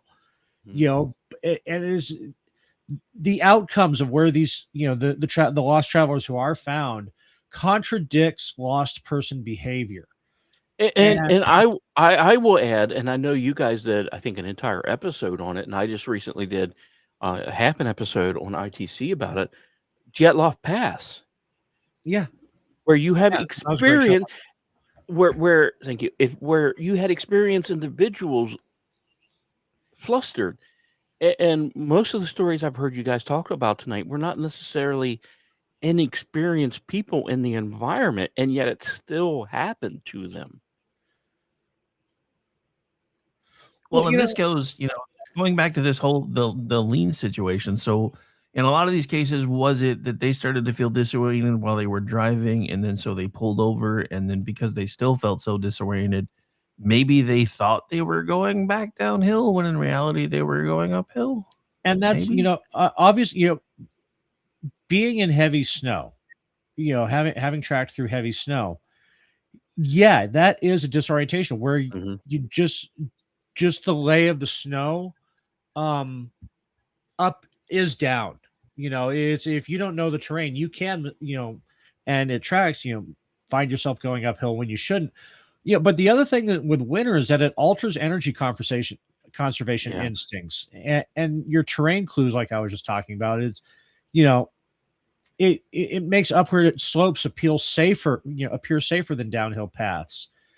And while this fails to explain the cases where individuals end up in locations requiring improbable detours, it's like so many of these bodies that have been found, like I mentioned earlier, the search for them took so much longer because where they went didn't make sense to any rational person. And then that's when the cold, starting to imperceptibly but exponentially affect your decision making. And I want to add, I think you guys talked about this on an episode as one of the weird occasions, but I know I have personally experienced it where and there's a section in Maryland just outside of where that movie with the girl that snots on camera on the face cam.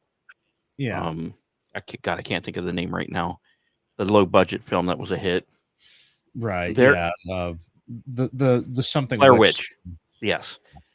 So there Oh, you're is being facetious. I was actually just playing along. no. There's a stretch to where your car rolls uphill, and it's this weird illusion. It perfectly illustrates what you're talking about. Why would people go up a mountain in the storm? But if you've ever been to locations like that, it actually is the logical path. Because if you're seeing a car roll uphill, you're going to go the opposite way, thinking that's downhill. But your brain is not processing that car is actually, what you're seeing in your eye is actually downhill, but it's translating to uphill. So it is this weird optical illusion that happens frequently when you're driving or hiking or just experiencing weirdness that can I don't want to say explain some of the decisions, but it does illustrate just how messed up we can get visually. I'm starting to wonder how much of it is, because we are talking about a lot of this stuff usually happening in severe winter conditions. How much of it is our brain being impacted by, colder temperatures, etc., where we would normally not make decisions that we're making suddenly because our brain has been impacted somehow. We're like, oh, this is a good idea. Yeah, no. Anyway, I don't know. Just kind of spitballing a bit. But no. But yeah, so we have hit the bottom of the hour again. So since we skipped the top of the hour, I need more drinky. So Okay. I vote we play the song again and then we'll come back and finish. How about you guys? That sounds good to me. I'm down. Well, of course you're down. You wrote it. Darn right. Just kidding. All right. We'll be right back, folks. Stay tuned.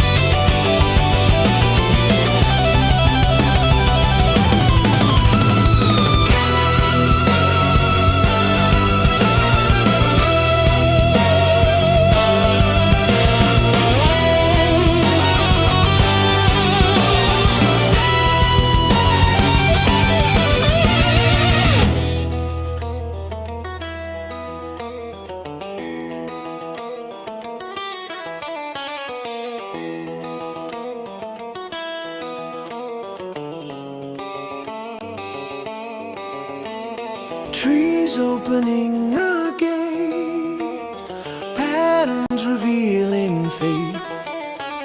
Something has followed me, older than fear or hate.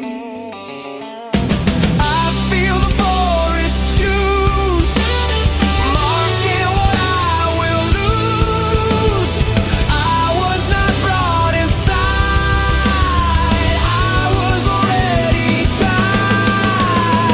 Here in the triangle, nothing is accidental. Here in the triangle, something is summoning. Here in the triangle, circles are tightening. No one gets out of here, not without reckoning.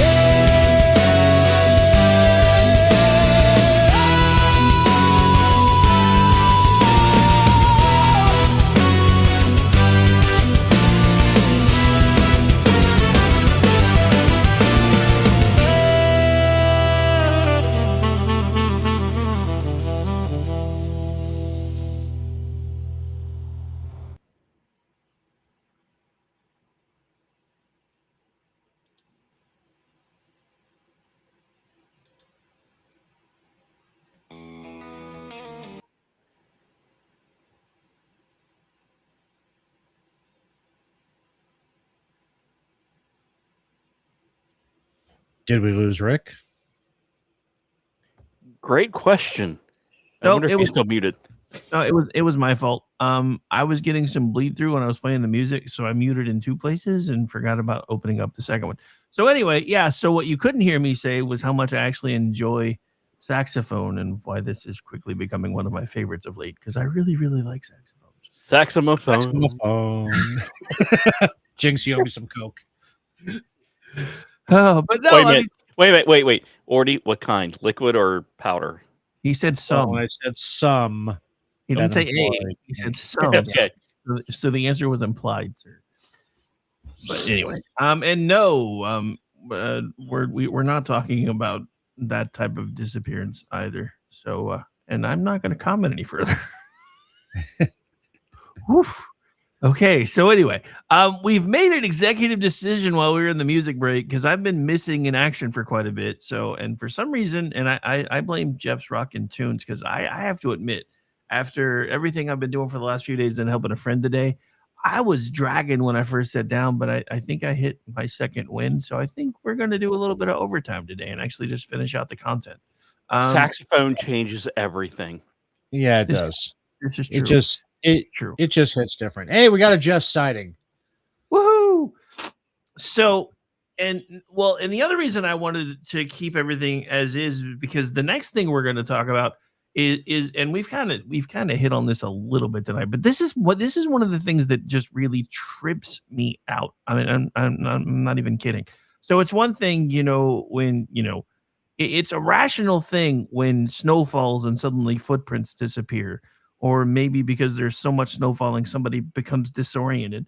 But the next thing we're going to talk about, and it's a recurring theme with a lot of travelers, these are accounts that involve what are called dead air zones, and these are areas where sound completely disappears. So, I mean, I'm just talking about just muffled. We're talking about entirely gone. So not muffled, not dampened, just gone. These zones tend to occur usually most often during winter conditions where wind, snowpack, and temperature combine to do things such as cancel reflections. But the subjective effect is really uncanny. People report feeling as if they're inside a bubble. Wait, is that you, Glenda? A phrase that appears across testimonies. And in a lot of these cases, these testimonies that are using very similar language are separated by thousands of miles. See, and Rick, I know you get them in Oklahoma when you get the odd snowstorm, Jeff. I know you experience it. I experience it up in the Sierras too. That is an absolute apt description. When you are out in the elements and you have the combination, in my case, because I'm a mile and a half high, you're in the clouds. You're not, below the cloud cover and not quite, but you're in the clouds and it's snowing. And you've got wind, and even at night, you are in just this absolute dead zone. I mean, it's the most surreal thing because you can't even hear the crunching of the snow under your feet. You can feel it, but you can't hear it. And it's not like the wind is howling because you can barely hear the wind either. It's just an absolute stillness. So yeah, along with this weirdness that we're discussing, this is when it gets even weirder because this is when technology just says, "Yeah, no, we're not gonna play by the same rules we normally play by either." So because GPS anomalies actually escalate in winter as well. So devices suddenly jump position, routes reset, navigation systems lose orientation, then return, all without explanation. This happens along known interference corridors, iron-rich terrain like Bennington, heavy basalt regions like Central Oregon, high altitude passes Where I'm at. Utah and Colorado. And I'm sorry, what were you saying, Amish? I don't think they heard Oh, you. I said like where I'm at, heavy basalt concentrations. Yeah. And granite So- and uranium. Where I'm But at. the interesting thing about all this is the winter timing is always consistent. Some of these jumps coincide with travelers reporting, that very same time loss thing that we were talking about earlier, suggesting some form of a common origin in atmospheric interference, though no model aligns the events perfectly or even anywhere near even imperfectly enough to explain some of these things that we're talking about tonight. Yeah, and that's I mentioned to it earlier. Is the more visceral phenomenon, noted in a lot of these appearances, and what I described earlier too, is it's like the world has just paused. It's like I described it. Other accounts of it describe driving into the moment where the headlights just seem dimmer, the engine noise is quieter, and the motion of the car feels disconnected from the motion of the movement of the road. It's a lot of times people recover within seconds. Are like, well, that was weird, and those who don't become missing persons. And Rick, I apologize for not knowing Oklahoma geography as well as I probably should. But Ordy, I know you live near the mountains, the Sierra Mountains. What is the highest elevation you've been at? Driving or on foot? Either. Driving 9,500, on foot right around 11K. Okay. There is a place in New Hampshire called Mount Washington that's about 7,000 feet. It's recorded a negative 103 wind chill factor. And even when it's not chilly, when you go up there, there's a void of everything. And when you experience that void that you hopefully maybe Rick has had, and you probably have, at that higher elevation, when you experience it at a lower elevation in the winter, it's off-putting. Well, yeah, I mean, I've even hit that void on the coast, and driving up from San Diego past Nuclear Tits, the Dolly Parton Monument. When the fog's in thick, that I couldn't tell you by any measurable sensory input that I was on that I was moving. I knew I was on the freeway, but I couldn't tell you that I was moving. Well, yeah, I mean, so for because you'd said you're not that familiar with Oklahoma terrain. Let me explain it to you in ways that everybody will understand. Most of Oklahoma is flatter than air and gray.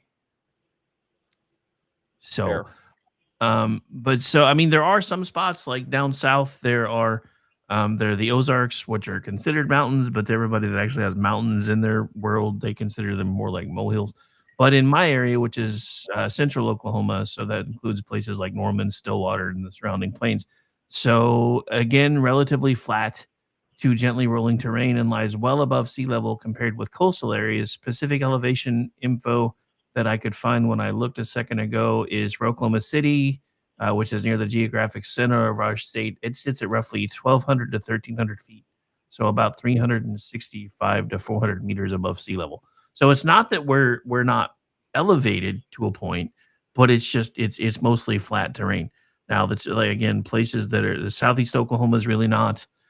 Northwest Oklahoma isn't because the Tulsa area you kind of get up into rolling green hills and that was So and that was different for me too because it was funny because I remember when we were driving through that part of Tulsa when we were getting to the hotel we were staying in, I was like, dude, I feel like I'm back in Seattle because it was like like rolling green hills and everything was green and there were evergreens everywhere and I'm like, I feel like I'm back in Seattle. But yeah, so Yeah, it's not so it's average elevation, but it's really flat. and it's fascinating because these voids that you guys are speaking about, I watch admittedly way too many YouTube videos on campers and not the South Korean hotties, but people in America. Um, You mean not just the South Korean hotties? okay, maybe, yeah. But I love watching them explore America because when they get to these points of some of you that you're referencing, it's funny how they pick up on it without knowing it. So they're feeling it too without explanation.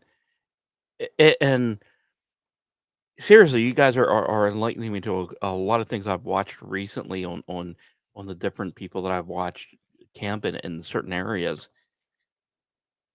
I- Are we really that blind to everything that's going on around us? Yes. I would like to say no, but the truth of that answer is yes.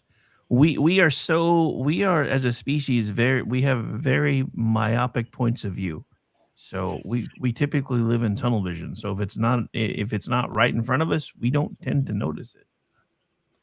Oh, that's just a hunter aspect of it. But one of the things, to your point though, is that one of the things with winter and all the conditions that we've talked about, it's that sensory deprivation is the underappreciated contributor in all this.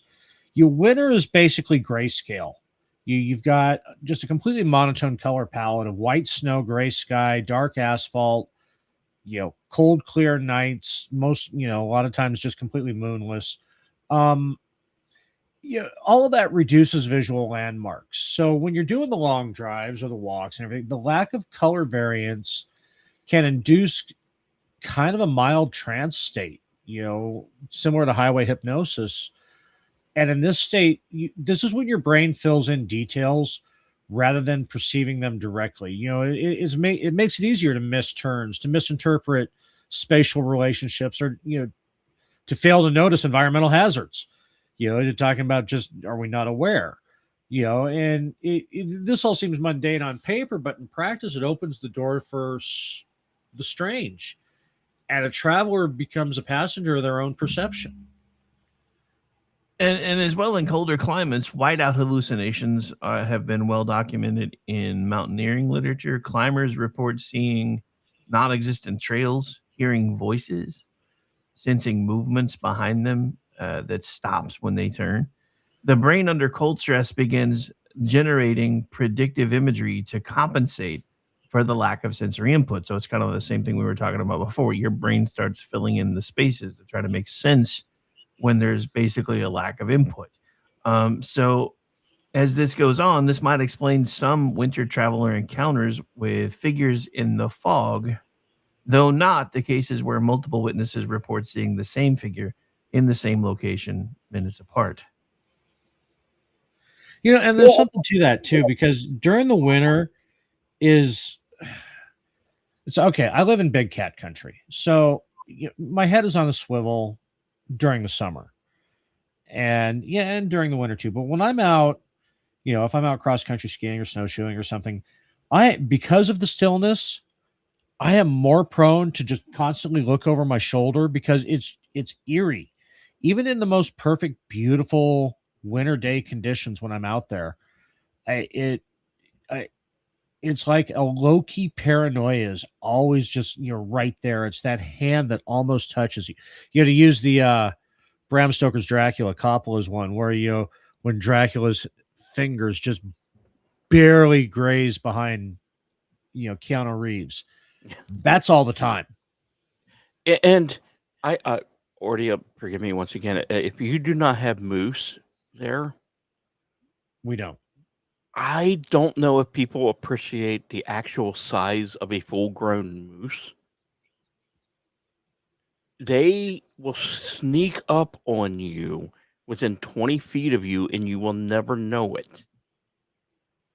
So that feeling of eeriness, that sense of, guys, things, um, should I pull out my gun here? It is prevalent in a lot of situations. And mind you, when I say pull out a gun for a moose, I mean a bazooka because a normal gun's not going to take them down. But Yeah, it's like the bear in my ear. You're just gonna piss him off. yeah, you shoot. Why'd you shoot me? No, I'm angry. I was But hungry. Now I'm pissed. yeah, right. But the fact that something the size of a moose, where if you are in your vehicle and a moose is in the road, it is better to speed up than to hit your brakes. To if you can fathom that. So here Yeah, you are. anything. I mean, the rule is anything larger than a dog, you're supposed to speed up so it'll go over instead of under. Yes.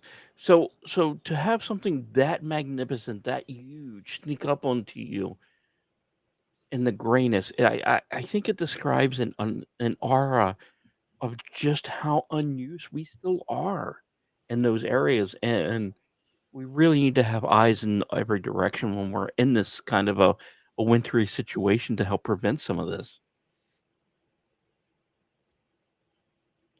Yeah, I would agree. I mean, I don't. We don't have any Mises around here or nothing. But I do have deer, and especially during rut season, since I live in the middle of nowhere, it's bad. Actually, just about a month ago, I had a friend text me a picture of her truck, and she's like, "I just bought it, and I just hit a deer." West Virginia, Maryland's the same way. yeah. I mean, a couple months ago, I hit a deer and I was only doing 20. It did just enough to where I was able to make it worth going to insurance to repair the damage. But I was just coming off a turn. I was just barely coming up to speed, and it was just bolting through town. But yeah, I mean, we got mule deer all over the place up here. They're like vermin. But we also got elk, and those fuckers, I imagine they're a lot like a moose. Because those fuckers are huge. But one of the things with all this too, moose are the angriest creatures I've ever experienced. Like they will stand. Was full of shit. Well, they will stand in the middle of the road, look at you in a full size van, and look at you, and I swear they mouth the words, "What are you going to do to me?" And there's nothing you can do to them, so you just sit there and wait for them to finish whatever they're doing.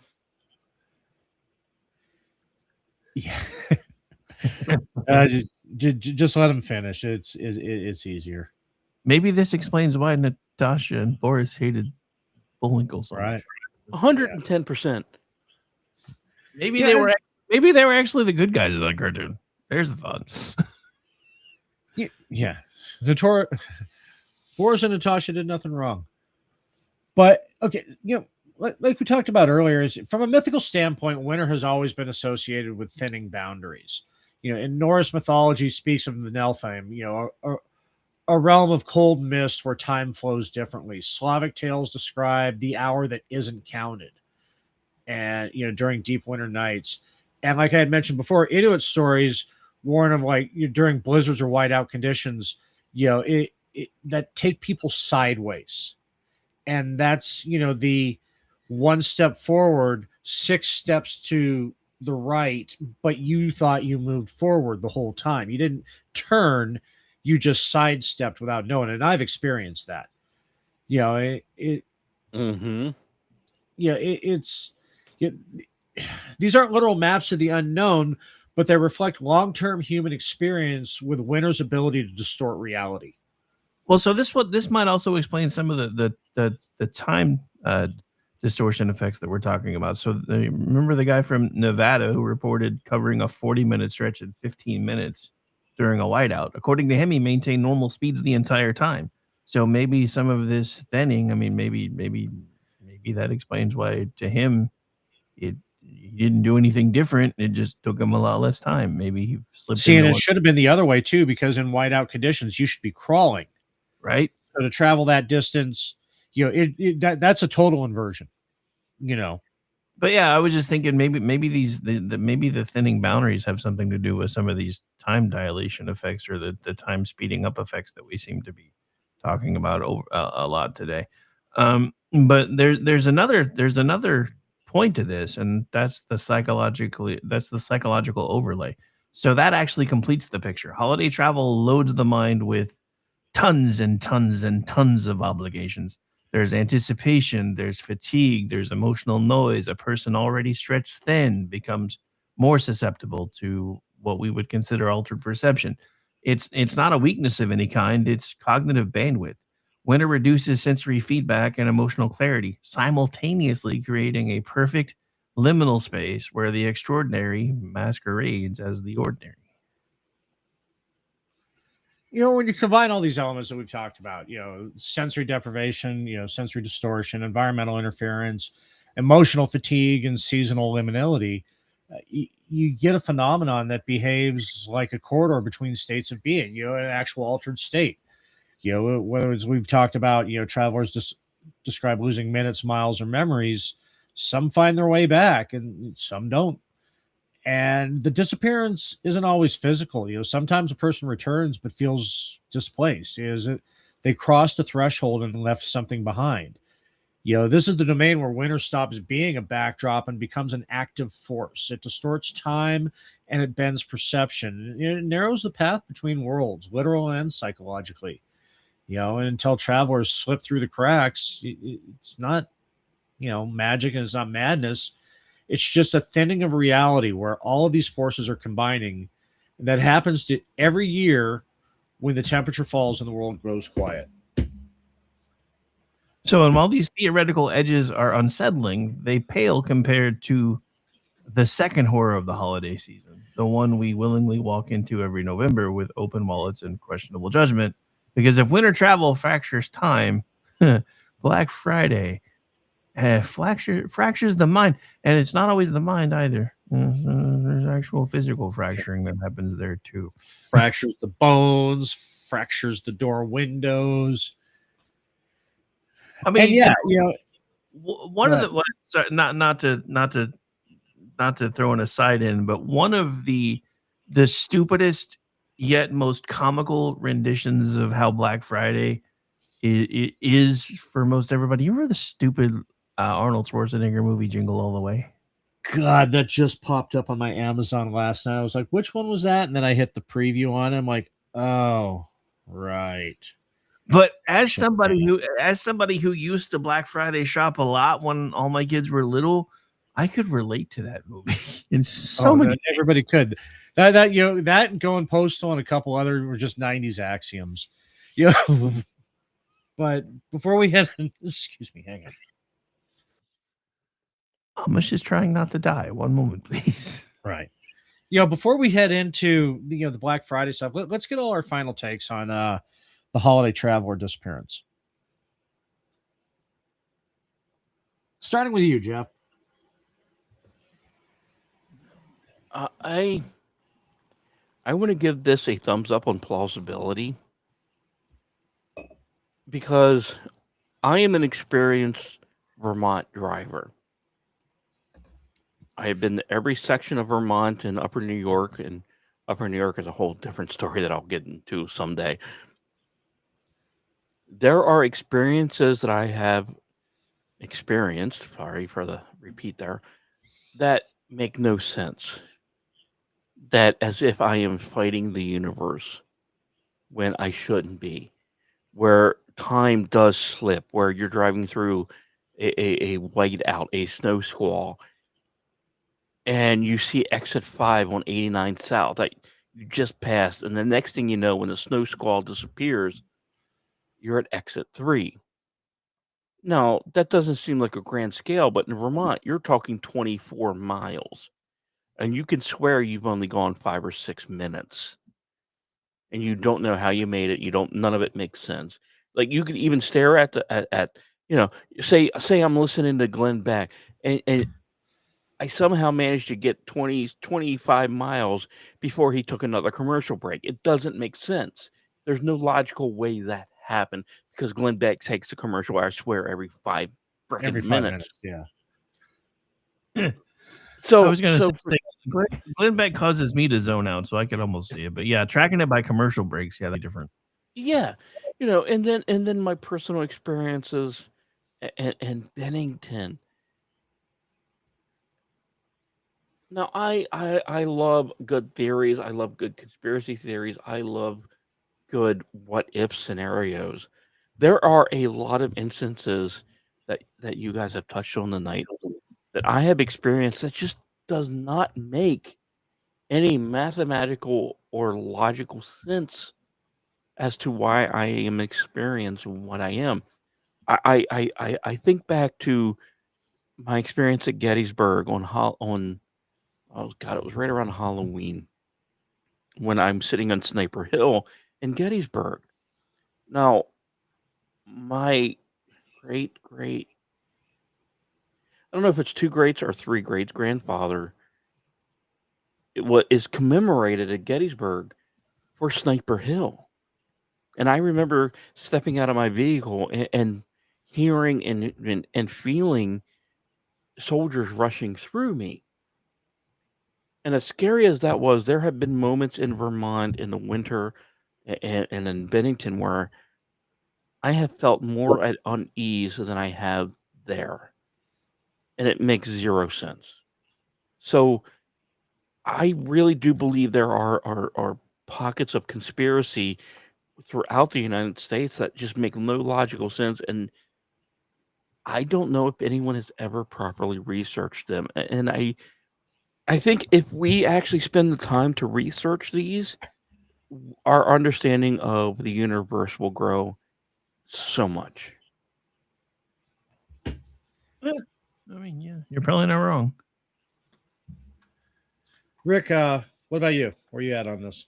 Well, I mean, having experienced some of these things myself, I find a lot of them highly plausible. I mean, I will admit I've never been in an area where I've been driving or traveling or something, and suddenly all the sound or something disappears around me. But I have been in a couple of different places where I've been walking, and suddenly everything grew really, really quiet. So, I mean, I think all of it is really plausible. I mean, I remember the last time we had a huge blizzard on Christmas Eve, and it was a long time ago. I mean, at this point, I think it was 10, 15 years ago. I don't remember the exact, but I remember getting out because, back then I was driving the F-150, and even with bags in the in the bed and all this bags of sand in the bed and all the other stuff, I still kept having to get out and get myself unstuck. And I remember there were a few times there was cars whizzing around me and everything else. I couldn't hear him. I don't know if that was because I was so focused on trying not to die while I was trying to get my truck unstuck, or if I just really couldn't hear. If it just the sound wasn't there. I remember even like because my wife was trying to push on the gas pedal and stuff, and I never heard the tires trying to move, engine revving, none of it. So I don't know if it was one of those points where I was so locked in on just trying to get the truck unstuck. But I swear, in those moments, there was no sound other than my heartbeat and the thoughts in my head going, "Oh my god, I'm gonna die." This is why I hate having a truck. Anyway, but yeah, I think I'm 1,000% in the column of I think a lot of this stuff is legit, and I'll be the first one to say that I think there's more to it than even we've touched on today. I think it does have a lot to do with, especially in the time frames that we're talking about, because there's all kinds of legends about weird happenings around solstices. So as somebody who has researched that stuff before, I really kind of feel like this is just one of those moments. And you got to remember, especially if you take into account for like October, November, and December, there's just like this weird congruence of things that are considered supernatural, like the supposed thinning of the veil between life and death around the end of October.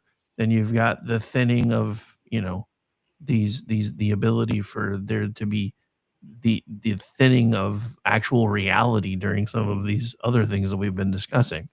I believe that is completely possible. I mean, hell, we've talked about other thinnings that happen in other ways, like with shadow people. So I think this kind of falls into those kind of things. I I need to step in here a second. There, Rick, you said something that sparked my inquisitive mind, with the thinning of the air, with October, with Christmas, with the winter, breaking down that veil, if you will. I wonder if anyone has bothered to look at northern versus southern hemisphere, because if this holds up to be even remotely accurate by any sense, in our summer, the southern hemisphere should be experiencing more of what we do. And I can't recall anyone ever researching that. Damn it. Jeff just gave me homework. Well, not just that. I mean, this is from all the research I did on the topic, this is a uniquely American thing.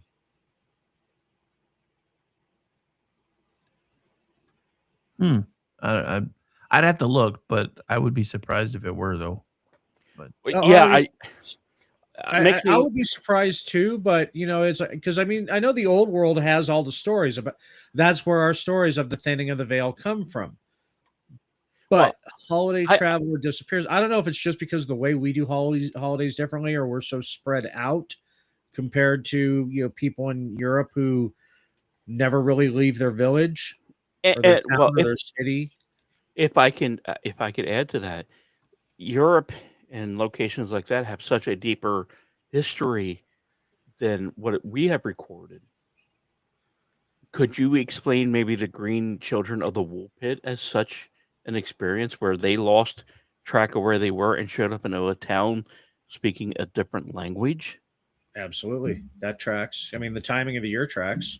So maybe it's not that it's American centric. It's maybe that Europe being a little bit older and a little bit having more history, that they have chosen a different mythology to explain it instead of what we look at it.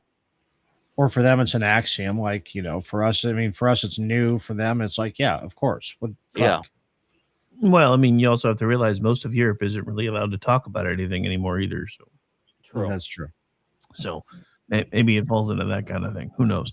But yeah, now I will probably be doing some research after the holidays just because now I'm curious. We'll follow this up next year. See, for me on this topic, okay. For those of you who listen to me on a lot of podcasts, I'm a desert rat. And my stomping grounds is the Great Basin, the former prehistoric Lake Lahontan, from the Sierras to the Wasatch, from Canada to Mexico. I am very familiar with that whole area, and I have been through every bit of it every time of year. And until I researched this show, I didn't know this phenomenon had a name. And now I question every vehicle parked on the side of the road with a yellow cop sticker on it telling them to move their vehicle in the next 72 hours. Right? And now because I know that it's not unique to the area, but I do see a fucking lot of them. And more than that, the situations that I have been in, that all of these describe on one level or another, I'm amazed I'm still fucking here. So either whether that's you're not the only one being a good fucking driver and not letting myself slip into that fugue state, or what, I don't know. But for many reasons I shouldn't be here. But for that alone, and again, it's just the entire mysticism of the Great American Southwest. But even though just the like I said, the Great Basin's my favorite area, and it's just all so beautifully creepy if you let yourself enjoy it like that. And from Highway 50, the loneliest highway in America, down through the Strip District in Arizona, and all the way up into Idaho and western Montana and Yellowstone. I just love the fuck out of this whole area. But yeah, it is definitely during winter, it absolutely hits different than anywhere else I've ever been in the United States. Yeah, So while plausible, no, this shit is real. So I tend to agree. Yeah. Okay. On that note, let's talk about, now we've talked about people who have lost themselves. Let's talk about people who have just lost their fucking minds. Yeah, over dude. So like one of the earliest instances of this stuff that I ever remember, and it just kind of seeped into our culture at the time was the '80s with the Cabbage Patch Dolls. Jesus. Yeah. Ugh. Oh, dude, it's just I don't know. Yeah. Yeah, no, and no, and that's true because that is when people first started losing their minds. And there's a sharp psychological whiplash in the holiday season that almost no one acknowledges out loud. And that's the moment you're driving through empty winter highways, watching snow swallow sound, and navigating the world where people disappear without a trace. The next moment, you're standing in a crowd with hundreds of people at 4 a.m. in front of a big box store, packed shoulder to shoulder with people who haven't slept, haven't eaten, and have convinced themselves that a $179 television is worth Mortal Kombat. And that's the strangest duality of the season. On the road, winter strips people away. In the crowd, it strips people down. Having been one of those people that stood in line for a $250 42-inch TV, probably about 20 years ago, which still works, by the way, interestingly enough. I know probably about 15 years ago now. All I can say is round one fight, motherfuckers. Because yeah, anyway. But Black Friday has always felt like a ritual more than a shopping event, especially for a lot of folks. So even the Finish him. or her, anyway. Even the architecture of it carries a ceremonial rhythm, pilgrimage, gathering, anticipation, frenzy, aftermath. People stand under harsh floodlights in freezing air, while store employees pace inside like zookeepers preparing for feeding time. There's a long breath before the doors open, a shared inhale that feels like the moment before a dam breaks. When it does, the release isn't relief, it's violence. Well, yeah, and psychologists classify this behavior under crowd delusion. It's a mimetic frenzy in terms of people usually reserved. This normal, average, everyday people, revert into the state that most people experience during a mass panic at disaster sites. And psychologists aren't exaggerating this. The psychological responses are the same. Elevated heart rate, narrow vision, tunnel hearing, heightened adrenaline, compromised reasoning. In disasters, these conditions drive people to escape. On Black Friday, they drive people to charge. And sometimes to drink. But there's something primal at work, especially in those early hours. Scarcity is one of the oldest triggers in human neurology. You see someone else grabbing the last of something and your brain doesn't register. Capitalism, it registers competition. Reward-seeking circuits fire dopamine, which spikes and urgency floods the system. Rational judgment takes a backseat to instinct, and instinct does not care about social norms. This is why people who are polite, functional adults on Thursday are asking, "Are you not entertained by Friday?" And if I can add here that point you just brought up about scarcity changing your mind, I think that is something that affects what you've talked previously about in the winter scenarios. The moment, imagine, here I am in Bennington. I step out of my Jeep, even though I have, MREs, I had enough food to last 72 hours, a sleeping bag, and all that. But I step out of my Jeep to go explore, and a snow squall hits, and I lose my direction. I think I'm heading back to my Jeep, but instead I'm going the opposite direction. And when the snow squall hits, I am now lost.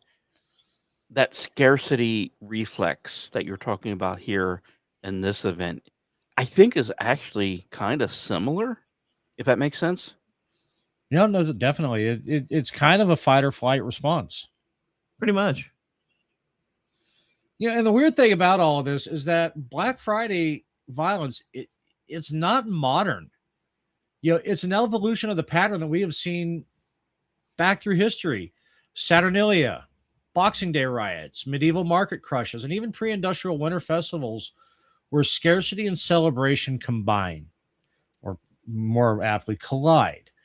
Winter has always been the season where the human psyche frays to begin with because of scarcity, Resources are dwindled and tensions rise, but communities shifted it into behavioral extremes that made a perfect sense centuries ago, and it's absurd now. I mean, the modern version simply has fluorescent lightings and shopping carts and corporate logos, but it's the same thing we have seen for 1,000 years.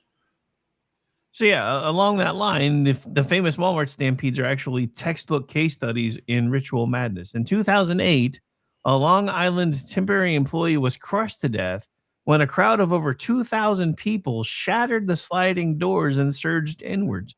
Reports from the scene described it not as a rush, but as a wave, a physical force that moved without intention or control. Several people said they felt the crowd lift them up. Others said they couldn't move their arms. These descriptions match survivors of concert crushes and disaster evacuations, not holiday shoppers. I'm going to blame Wizard of Oz on this. Nice callback, sir. Because let's face it, Wizard of Oz was about two bitches fighting over shoes, and here we are with Walmart expeditions on the latest PlayStation and Xbox. Absolutely. You know, we can take this back to the 1939 metaphor of getting off the silver standard. But yeah, it's you know, it's more than just the crush in the stores. It's the parking lot brawls.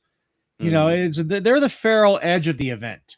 You know, it's shoppers are fighting over parking spots and over shopping carts, line position, and even, you know, perceptions of eye contact. Which is really dangerous for some of us. Just saying. Right, because you're fucking everywhere. Yeah, security footage in dozens of cities show the same choreography: confrontation, escalation, and swarm. You know, there's no malice behind it. It's just humans pushed past their sensory and emotional thresholds. You know, the frenzy becomes contagious. If you've ever been in a riot or near riot situation, and I've been in a couple of them, you immediately fucking brain off. I mean, when I was in college, I was at a campus riot and I was at a concert riot, LA street scene. And it just, you just get caught up in the motion. It's, you know, once one person, it becomes contagious, because once one person breaks the social contract, fucking game on. Yeah. So point of context. He's saying he was in these events. I have $20 on him starting them, but that's me. I don't think he started. I don't know if the statute of limitations is passed on those, so I can neither confirm nor deny your accusations. Orty did not start it. Someone was angry, and he leaned over and whispered, "And go get him, Tiger." Yeah, generally, I'm the devil on the shoulder shaking the martini. So you do it. You know you wanna. Oh. Yeah, but you know, chains locking the door against overcrowded stores is another modern ritual. You know, stores defend themselves like forts under siege. You know, managers press their weight against the doors and security guards shout warnings that no one hears. The crowd outside chants, pushes, and reassures one another, almost there. There's no villain in these scenes. There's just momentum. Well, except for that martini shaking devil on the shoulder. Yeah, that fucking cocksucker. Anyway, so emergency rooms across the country know the rhythm intimately. Every year, the same injuries arrive: twisted ankles, broken wrists, dislocated shoulders, mild hypothermia from outdoor lines, and the occasional trauma from falling displays. ER workers quietly refer to this as the Friday shift, said with the same tone paramedics use for full moons. And I will say this about full moons: having worked in the public sector, everybody says that's a myth. It is not. It is not. In minds during a full moon. Like, you know, you were talking about that near riot stuff. The time that I had a fire extinguisher bounced off my head inside of a bar during a bar fight was during a fucking full moon. So I was a phlebotomist assistant at / security guard for an emergency room in Western Maryland. And you could tell 100% when there was a full moon, B, when there was a full moon during the weekend, and C, when there was a full moon during the winter holidays. Well, so not to beat this point home, but just to remind everybody. One, we have our bodies are how much water? And there's another little interesting side note. We have as much salt inside of our system, in scale as the ocean does. So the idea that the moon can impact tides but doesn't affect us, talk about people not wanting to trust the science. Jesus. Ugh. Anyway, See, what's funny is on a neurological level, Black Friday kind of operates like a socially sanctioned fugue state. People exit their day-to-day identities and enter the identity of the crowd. Yeah. And they shout louder, they push harder, they think faster, and in many instances, not at all. Individual moral frameworks are diluted into cognitive urgency. In anthropology, events like this are known as liminal rituals, threshold experiences, peyote trips and such, where participants leave ordinary life and enter an altered state with its own rules. That's what happens to us in these things. Mhm. It's purge light. Yeah, it All really you're, is. all you're waiting for is the sirens to sound. In that sense, though, Black Friday is one of the last true mass rituals in American culture. It's voluntary, repeatable, dangerous, and also transformative.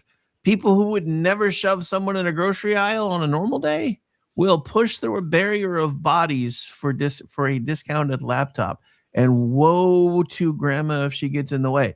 The environment cues the state cues the behavior, and the behavior cues the next wave of participants. Yeah, and all this scarcity messaging plays its part. Stores frame products as limited. It's they're the creation of these monsters, whether they intend to be or not. Doors is exclusive, deals is fleeting. I remember there was a study done that they put an end cap in a grocery store. Mhm. Campbell's soup, Mhm. normally 25 cents each. They put Campbell's soup 4 for $1, limit 8. Yep. Same everyday price. But the way that it was framed, they ran out of Campbell's soup in a half a day. Because if we've learned anything, children, the boars is the devil. Right. Yeah, there's There's- yeah, I mean, yeah, for scarcity. But I mean, but that's the same thing.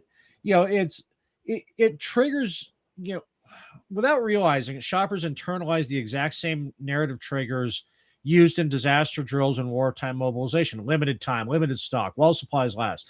These phrases are rational filters and signal threat level urgency to the brain. Urgency becomes tunnel vision. Tunnel vision becomes action without reasoning.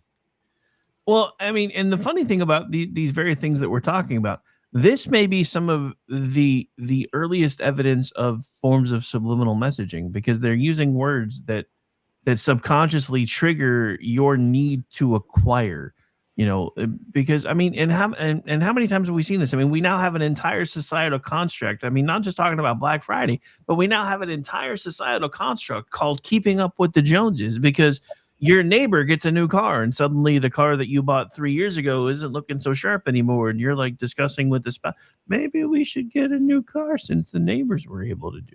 Yeah, I mean, so it's not just there. I mean, it's part of this. We have become a consumer society, but this Black Friday has become the Roman Colosseum version of consumerism. Absolutely. It is Yeah. the breads and circuses. Because, I mean, a lot of times I've gone to Black Friday events for the spectacle. I didn't need a fucking thing. I just went to go watch those people fight over a Vizio TV. And, So and I'll- I think it's interesting because what we are describing here with this Black Friday syndrome is the exact same thing that you talked about for basically the first 2 hours. Instead of we started with the environment messing with us mentally, to now we understand that people mess with us in the same fashion because they've learned from the environment.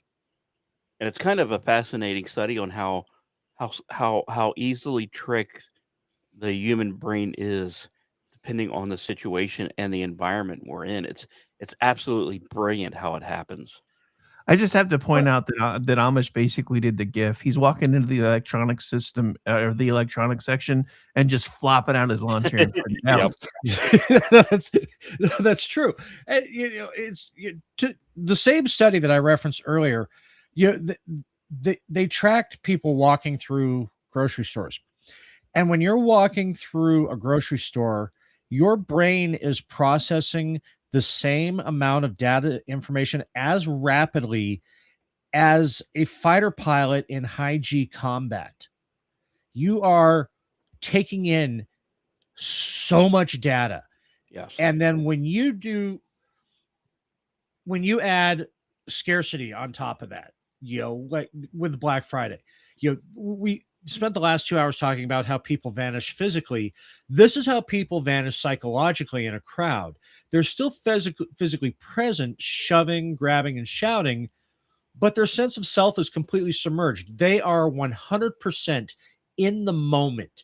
Nothing else matters to them. And if you ask them afterwards why they acted a certain way, many will admit that they don't remember the details. Some will recall flashes of it, the noise, the pressure, the heat of the bodies, but describing their actions, they're like, when they're watching it, it's like observing somebody else. Others describe it as watching someone take over, and these accounts mirror disassociation under stress.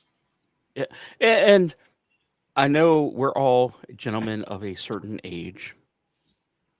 All three of us happen to be, unfortunately, wifeless, girlfriendless, or whatever. There's a reason grocery stores change up their location of their aisles every 2 years. Because once you've developed that pattern, when you walk into that store, you know exactly what you want to get and you will get out. The moment they change up aisles with everything in their and their product placement, you have to go through multiple aisles more than once. And every now and then you go, oh, hey, look, it's not on my list, but I didn't see that, because normally you would ignore it. But now that they've changed the location, your mind and your eye is picking it up again. It's kind of the same phenomenon that happens whether it's Black Friday shopping, or if you're in Bennington, Vermont, and near the tower, and all of a sudden you go there one time, and now all of a sudden it's different. You pick up on it. Well, that's when I used to work for AB, we did shelf resets quarterly at the grocery stores. What a shelf reset is where all the beers change. I mean, they run it under the excuse of some beers are selling better than others, so we're going to give more faceage to the beers that sell more. But it's a complete shift of your location everywhere in that cooler. So no, the story is bullshit. It's not, to maximize sales. It is to confuse the consumer. Well, I mean that's part of it though, because I remember, and it was the funniest thing to me because I would spend summers with my dad, and my dad would always shop at the same store, and he had the store mapped out well enough that he knew exactly where everything was. So he would actually write out his list in order of when he would come into the store, what aisle he would go down first, and he could be in and out. And I'm not talking like a quick trip. I'm talking about getting everything he needs for like two weeks or so. And he could be in and out in a half an hour. And I think, I think Jeff, hit it, because they've realized that they're losing money. But what a lot of them don't realize now is they're kind of defeating themselves, because for a lot of us now, we'll pay an extra $12 a month and make them shop for us. Yes, but the point I'm making is humans are amazing creatures, and they learn from the environments they're in. And without the experiences of everything that you've talked to, past and modern, they've picked up on the pattern of human thought process, and now have utilized it for this. But it all roots back to these phenomenons that you're talking about. Why did that person go upstream when it should have been the opposite direction? It's because they found the human loves the simplest path in their mind, and whether their mind is lying to them or not, they're going to utilize it. Well, so and all the. Go ahead. No, go ahead. No, You're good. You. Well, I was going to say back to the Black Friday stuff. There's another little interesting correlation because believe it or not, winter also plays a role in all of this too. The season compresses emotional bandwidth because remember, people enter Black Friday and they're already tired from travel, from overeating, from family tension and poor sleep. Their stress load is high, their decision making is compromised, and their emotional regulators are thin and in some cases even non-existent. When the doors open, all that tension collapses into action. This isn't a coincidence. This is seasonal psychology, a layered over ritual frenzy. So in a lot of ways, I mean, when you really think about it, there's a lot of psychological work that has gone into what has become Black Friday because people understand. I mean, think about it. You've got people coming off of Thanksgiving. They've spent all day with family. They've already been frazzled. Especially a lot of the moms are the ones that do the shopping. Those moms are the same ones that do all the cooking. So they've been in the kitchen for hours and hours and hours. And then they're going to bed early because they want to be up at 2 a.m. so they can go get in line. These moms are already cranky. And then you add in the weather fatigue. I mean, women predominantly suffer from seasonal affective disorder so much more than men do because of how they're wired. So they've got fatigue from holiday stuff going on. They've got the fact that they already hate this time of year because it gets dark so much earlier than it does any other time of the year. And you take all these things and you pile it on top of, you mean I can get this for $75 instead of 150? You better get out of my way. I'm going to stab you in the throat with a crazy straw. Yeah, and going back to something you mentioned earlier, Jeff, with it being kind of like a mini purge, anthropologically, Black Friday resembles Saturnalla's inversion of order chaos. It mirrors the midwinter feast of misrule, where normal hierarchies dissolve. It echoes the Boxing Day riots that plagued England for centuries. And like those traditions, it creates casualties. Not because people intend harm, but because the ritual encourages a temporary suspension of restraint. And this is the same ritual. Ancient societies, even closer, modern societies, but more, less advanced, they knew that people needed a pressure release. And the Black Friday, I almost want to say it is done by design, not just with the fear of scarcity, but that you need to let civilization off the chain a little bit. Otherwise, it's going to go off the chain a lot. Yeah, I mean, and again, it's almost like there's just some sort of a psychological acceptance that these things have to happen. I mean, we talk about the purge a lot, and there's been a couple of times even during some of our earlier holiday crossovers where we kind of use some of the feel of that for some of the shows that we were doing. But nobody really talks about how much of that actually ties back into these very same ancient rituals that we're talking about right now. So even the idea of that kind of stuff isn't anything new. It's people in roles of leadership recognizing that sometimes people have to be allowed to let off steam. Now, to what extreme that goes to, that's a completely different thing. But I don't know. The more we talk about this, the more unnerved I get by all of it because I just realize that this is just another proving ground of corporate America gives absolutely no fucks about you as long as you're making the money. So I'm not a particular fan of this psyop, actually. No, I am not either. But if winter travel vanishings reflect physical disappearance, Black Friday reflects psychological disappearance. The moment when individuals lose themselves in the swarm, both phenomena thrive on the same seasonal pressures, the same thinning, and the same emotional bandwidth collapse that in winter forces the human mind during the season. So, I mean, it's no accident that both forms of vanishing happen in the same month. One takes place in the quiet between towns, the other takes place under halogen lights and corporate banners. But the mechanism is exactly the same. Winter strips away structure. On the road, it strips away the body. In the crowd, it strips away the self. And when it all ends, when the lines die off and the carts are empty and the stores sweep up the debris, there's always that moment of clarity that feels suspiciously like waking from a dream. Even after the holidays, January 2nd, whenever it is you get home, you blink, you take a breath, and you ask, why did I do that? And the answer is simple. Winter took something from you. It just takes travelers from the road sometimes. So the holidays demand a toll. One form makes headlines, the other makes YouTube compilations.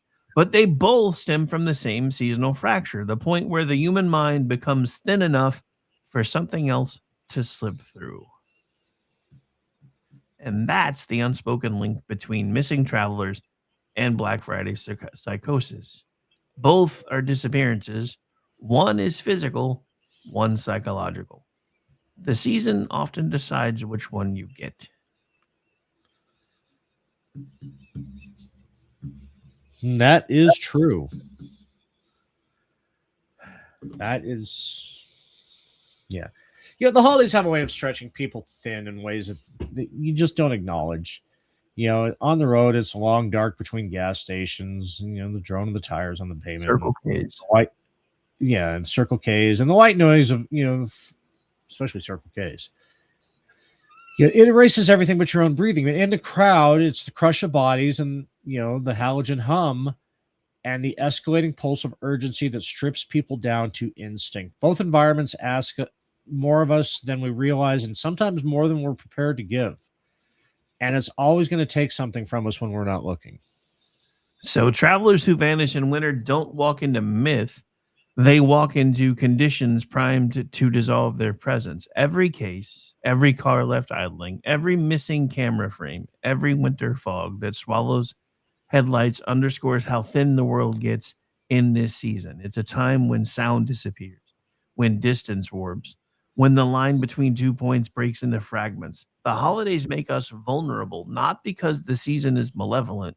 I'm not sure about that one. But because it demands motion at the exact moment the world becomes least navigable.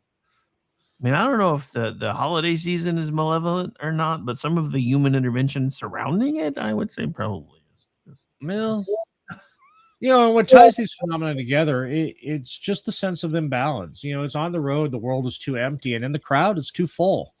In both cases, the human mind strains to process its surroundings and slips into altered states, whether it's through fatigue, fear, cold, or frenzy. The winter doesn't just change the landscape, it changes the architecture and perception itself. And that is the common thread running through these stories. Disappearance isn't always a vanishing act. Sometimes it's a distortion. Sometimes it's a fracture. Sometimes it's a temporary dropout from the consensus, a reality we assume will hold us in place. Roads, airports, parking lots, they're supposed to be stable points in the world. But in the holiday season, stability becomes both negotiable and sometimes even relative. What makes these linger it isn't just mystery. It's recognition. We've all felt the world shift for a moment. We've all driven into a fog that felt too thick or stood in a crowd that felt too loud. We all looked at the clock and it didn't match the moment in which we lived. And it's those small private anomalies that are the same ingredient for the most extreme of cases. It's just the difference of scale. So we end where the season itself begins, standing at a threshold. The winter traveler at the edge of the highway, looking down a dark road that seems to pull away from the tires. The Black Friday shopper at the front of the line, feeling the whole crowd tighten behind them like a drawn bow, both preparing to step into something that will change them, even if only for a moment. The holidays themselves give us warmth, family ritual, but the season also takes a toll. Some vanish into the snow, some vanish into the crowd. Most return, however, a few don't. And the line between those outcomes has always been thinner than any one of us ever wants to admit. There's just one thing we can take away from all this, especially during the liminal months of winter, is that presence is not guaranteed and awareness is not permanent. The season will always take something from you. Sometimes it's a person, or sometimes it's a moment. Sometimes it's a piece of who you were when you started the whole thing. But it's really up to you what it's going to take from you. Winter just provides the stage for you. And because belief comes first and reason follows later, doubt, especially in the season, really never goes away. So true. So true. Jeff, did we lose you? Did you nap off? I think you went to sleep. Nope, I'm here. Okay. Oh, I was starting to think maybe he disappeared. He fell into one of those thinning moments we're talking about. No, it's not snowing here yet. Give it another 6 hours. I'm sure it will be. Yeah, I'm supposed to have some coming to you. Yeah, I don't care about much during I just want a white Christmas. I don't give a fuck if I get snow on the ground the rest of the year. Dude, it's going to be 80 degrees here Christmas Day. I hate you. Oh, I meant, did I say that out loud? I mean, well, it was kind of a given when you're like, I just want him to say this one line. Just kidding. Yep. That was the whole purpose for your selection. Come on, Hey, you still crushed it though, Rick. I got to sing the line. I was cool with that. Yeah. Anyway, so that takes us through, the whole, holiday traveler disappearances and Black Friday psychosis. Having no children that I have to shop for in this manner anymore, I would strongly recommend everybody avoid Black Friday like the plague that it represents. But that's just me. Or do it like I do. Walk into the electronics section with a lawn chair. Yeah, if they're not watching, a flask. I treat Christmas with some eggnog and. I treat Christmas like Halloween. I do the after discount holiday shopping. True. Dude, that's the best thing about Halloween though, is when that's the time I'll get up early and go to the store because I can get like candy that's usually like $20 for like $3. I'm like, my outer fat boy loves it. Yeah, unfortunately, my inner fat kid became an outer fat kid a long time ago. I'm still trying to shove that bitch back in the box. But anyway, back in the locker, nerd. Back to the subject. Yeah. I know one of the things you guys like to ask is how real do you think this topic is? And out of all the ones I've ever been a part of on this show, this is the realest. Whether it's the missing holiday travelers or the psychosis that happens with Black Friday. I think what this topic really touches on is the loss of self. And whether the disappearances are real or not, I don't care if you believe it or not, but both kind of tell a story of you losing yourself. So just remember, wherever you're at, whatever you're doing, at that given time, you and your loved ones are the most important. And don't forget that, and don't lose yourself to everything that is going on. Yeah, having gotten older, I will say this. It has become more and more apparent to me that holidays aren't about the things you receive. It's about the time that you can spend with the people that you care about. So I think we all need to get back to focusing on that. And I know that makes me sound like one of those, grandparents that was always like, you don't have to spend money on me. Just make me something. Yeah, I know. That sounded silly to me when I was younger too, but it makes sense now. Because it's not about the money. It's about the time. Because the life is short, dude. Just seriously. Now that we're all, Jeff mentioned it earlier, we're all men of a certain age, and there's a point for you younger people who are listening to the show where more people in the ground who are in your life. So really, it's always the wrong people. It's always the wrong people. So it really do take the time. I mean, you're not going to remember that fucking whatever the current version is of Game Boy in 20 years, but you're really going to miss your grandmother. I don't know. I still remember my first Nintendo. Just not to throw it out, but that was huge though, dude, because like I remember growing up as an Atari kid, dude, which was cool enough. Getting to the point where graphics started to look legit. I mean, looking at what they look like now, it's like, oh my God, like I saw a cutscene from the newest Star Wars MMO they did a trailer for the other day, and it actually looked like a scene from the movie, like legit scene from the movie. And I'm like, dude, I don't play games enough anymore. See, I was never a Nintendo guy because one of my first girlfriends, she had the Sega 8-bit, so I was always Sega guy. Oh, so we had a Nintendo when I lived with my first stepdad, but then I got a Sega Genesis when we moved back home. I actually preferred Sega. There were some cool ass games on Sega. Like there was some stuff that was only available on computer that was also available on Sega. So that was fun. But anyway, we should probably start wrapping up because I know Amish lives in the past, but Jeff's coming up on 1 a.m. and it's almost midnight here. So since Jeff's the guest, where can folks find you, sir? I have no idea. Yeah, maybe tomorrow night. I don't know. My brain is so fried from the last 4 weeks. I don't know where. Just a Cosmic Bard, if you would, on Twitter. I'm 2 away from 2,000. I would really love to see that crooked number at the beginning. So thank you. And Amish, where can folks find you? You can find me as Ordnance Packard on Twitter. I know, still weird. Tomorrow you can find me on the Vincent Charles Project, where we will be discussing the fantastic Russian version of Jason and the Argonauts. I watched it today. It's different. This week, God, with the holiday schedule, I don't know where you find me. I guess you and I, are we doing a Christmas Eve Rick and Orty?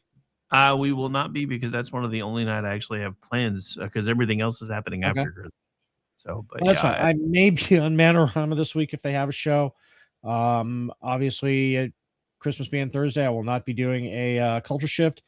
And Saturday, Rick and I will be back here on Juxtaposition to talk about the Goblin Verse. Yeah, in our regular time, because I completely our regular day and time. But yeah, so that's happening. Did you give your stuff and stuff? Yeah, you did. Okay, she said that first. Sorry, I'm starting to get frazzled. But anyway, so as for me, you can find me at Rydervic73. You can find everything we do here at KLR Radio on X, YouTube, Rumble, Facebook, and I think that's everywhere. Also our website, klrradio.com. You can find me tomorrow night. I do believe I will be doing a Kingdom and Country. I'm going to relaunch starting next Sunday the series that I started before my brother died and I was sick for a while. Because so for tomorrow night, I think I'm gonna do some sort of a holiday special for tomorrow night now, and I haven't decided exactly what I'm doing with that yet. But that'll be at 10 o'clock Eastern. Monday night Monday during the day, I will probably do a special Rick Robinson show, because Monday and Tuesday will probably be the only days that I do that one this week, because I have to get ready for the holidays. And Tuesday night, if I'm on Manorama, it will only be for maybe the first hour, because I'm actually going to be hanging out with the SHR crew for their end of year celebration on BZ show. So I'll be pulling double duty on Tuesday night, which is another reason why I'm not doing anything on Wednesday. And then I think things will start returning to a little bit of normalcy on Friday. We will probably do the weekend news roundup, which is 3 p.m. Eastern. If Aggie's available, we'll do He Said, She Said. And then Amish and I will be back here on Saturday. Other than that, you can find me at misfitspolitics.com, twitchy.com, loftusparty.com, and I also produce the Loftus Party podcast, which drops on Tuesdays, as the voice starts snoring behind me. Assholes. I'm surrounded by assholes. And I was muted snoring, so thank you, Orty. I figured, even though I couldn't hear you, I knew you were probably doing it. All right. Man, that just kept going, didn't it? And going. Yeah, I just want to take a minute. I know you're all going to want to do it too, but I want to thank all of our listeners of Juxtaposition, our listeners of KLRN Radio, the listeners of our holiday plays. Just thank all of you. You make it. We would still be doing this without you, but you make it a hell of a lot more fun. I mean, I'm seeing close to 700 in the chat tonight, and thank you so much. I know it's a holiday weekend. You're all about to go into your liminal spaces and do your traveling. Be careful out there. But from the bottom of my heart, thank you, and Merry Christmas and Happy Holidays. If anything weird starts happening, don't get out of the car. Just saying. But yeah, I agree with Amish. Merry Christmas, happy holidays, happy Hanukkah, all that stuff. Thank you so much for all of you that hang out with us. And it's like he said, because I have done it when I only had one person regularly hanging out in my chat room way back in the day. So I would still do it anyway, but it's more fun to not talk to myself. So I do greatly appreciate that. And my parting thought, Santa, not Santa, Santa. If an alien comes visiting, don't worry. It's just a simple anal probe. You'll be fine. You'll enjoy it. We'll get over. And I thank you from the bottom of my heart for letting me break in. Agreed. All right. I hope everybody enjoys the rest of your night. And in the words of one of the corniest but funniest commercials I ever remember in my life, may you have the best Chris Mahana Kwanzaa ever. Bye, everybody. Hail Santa.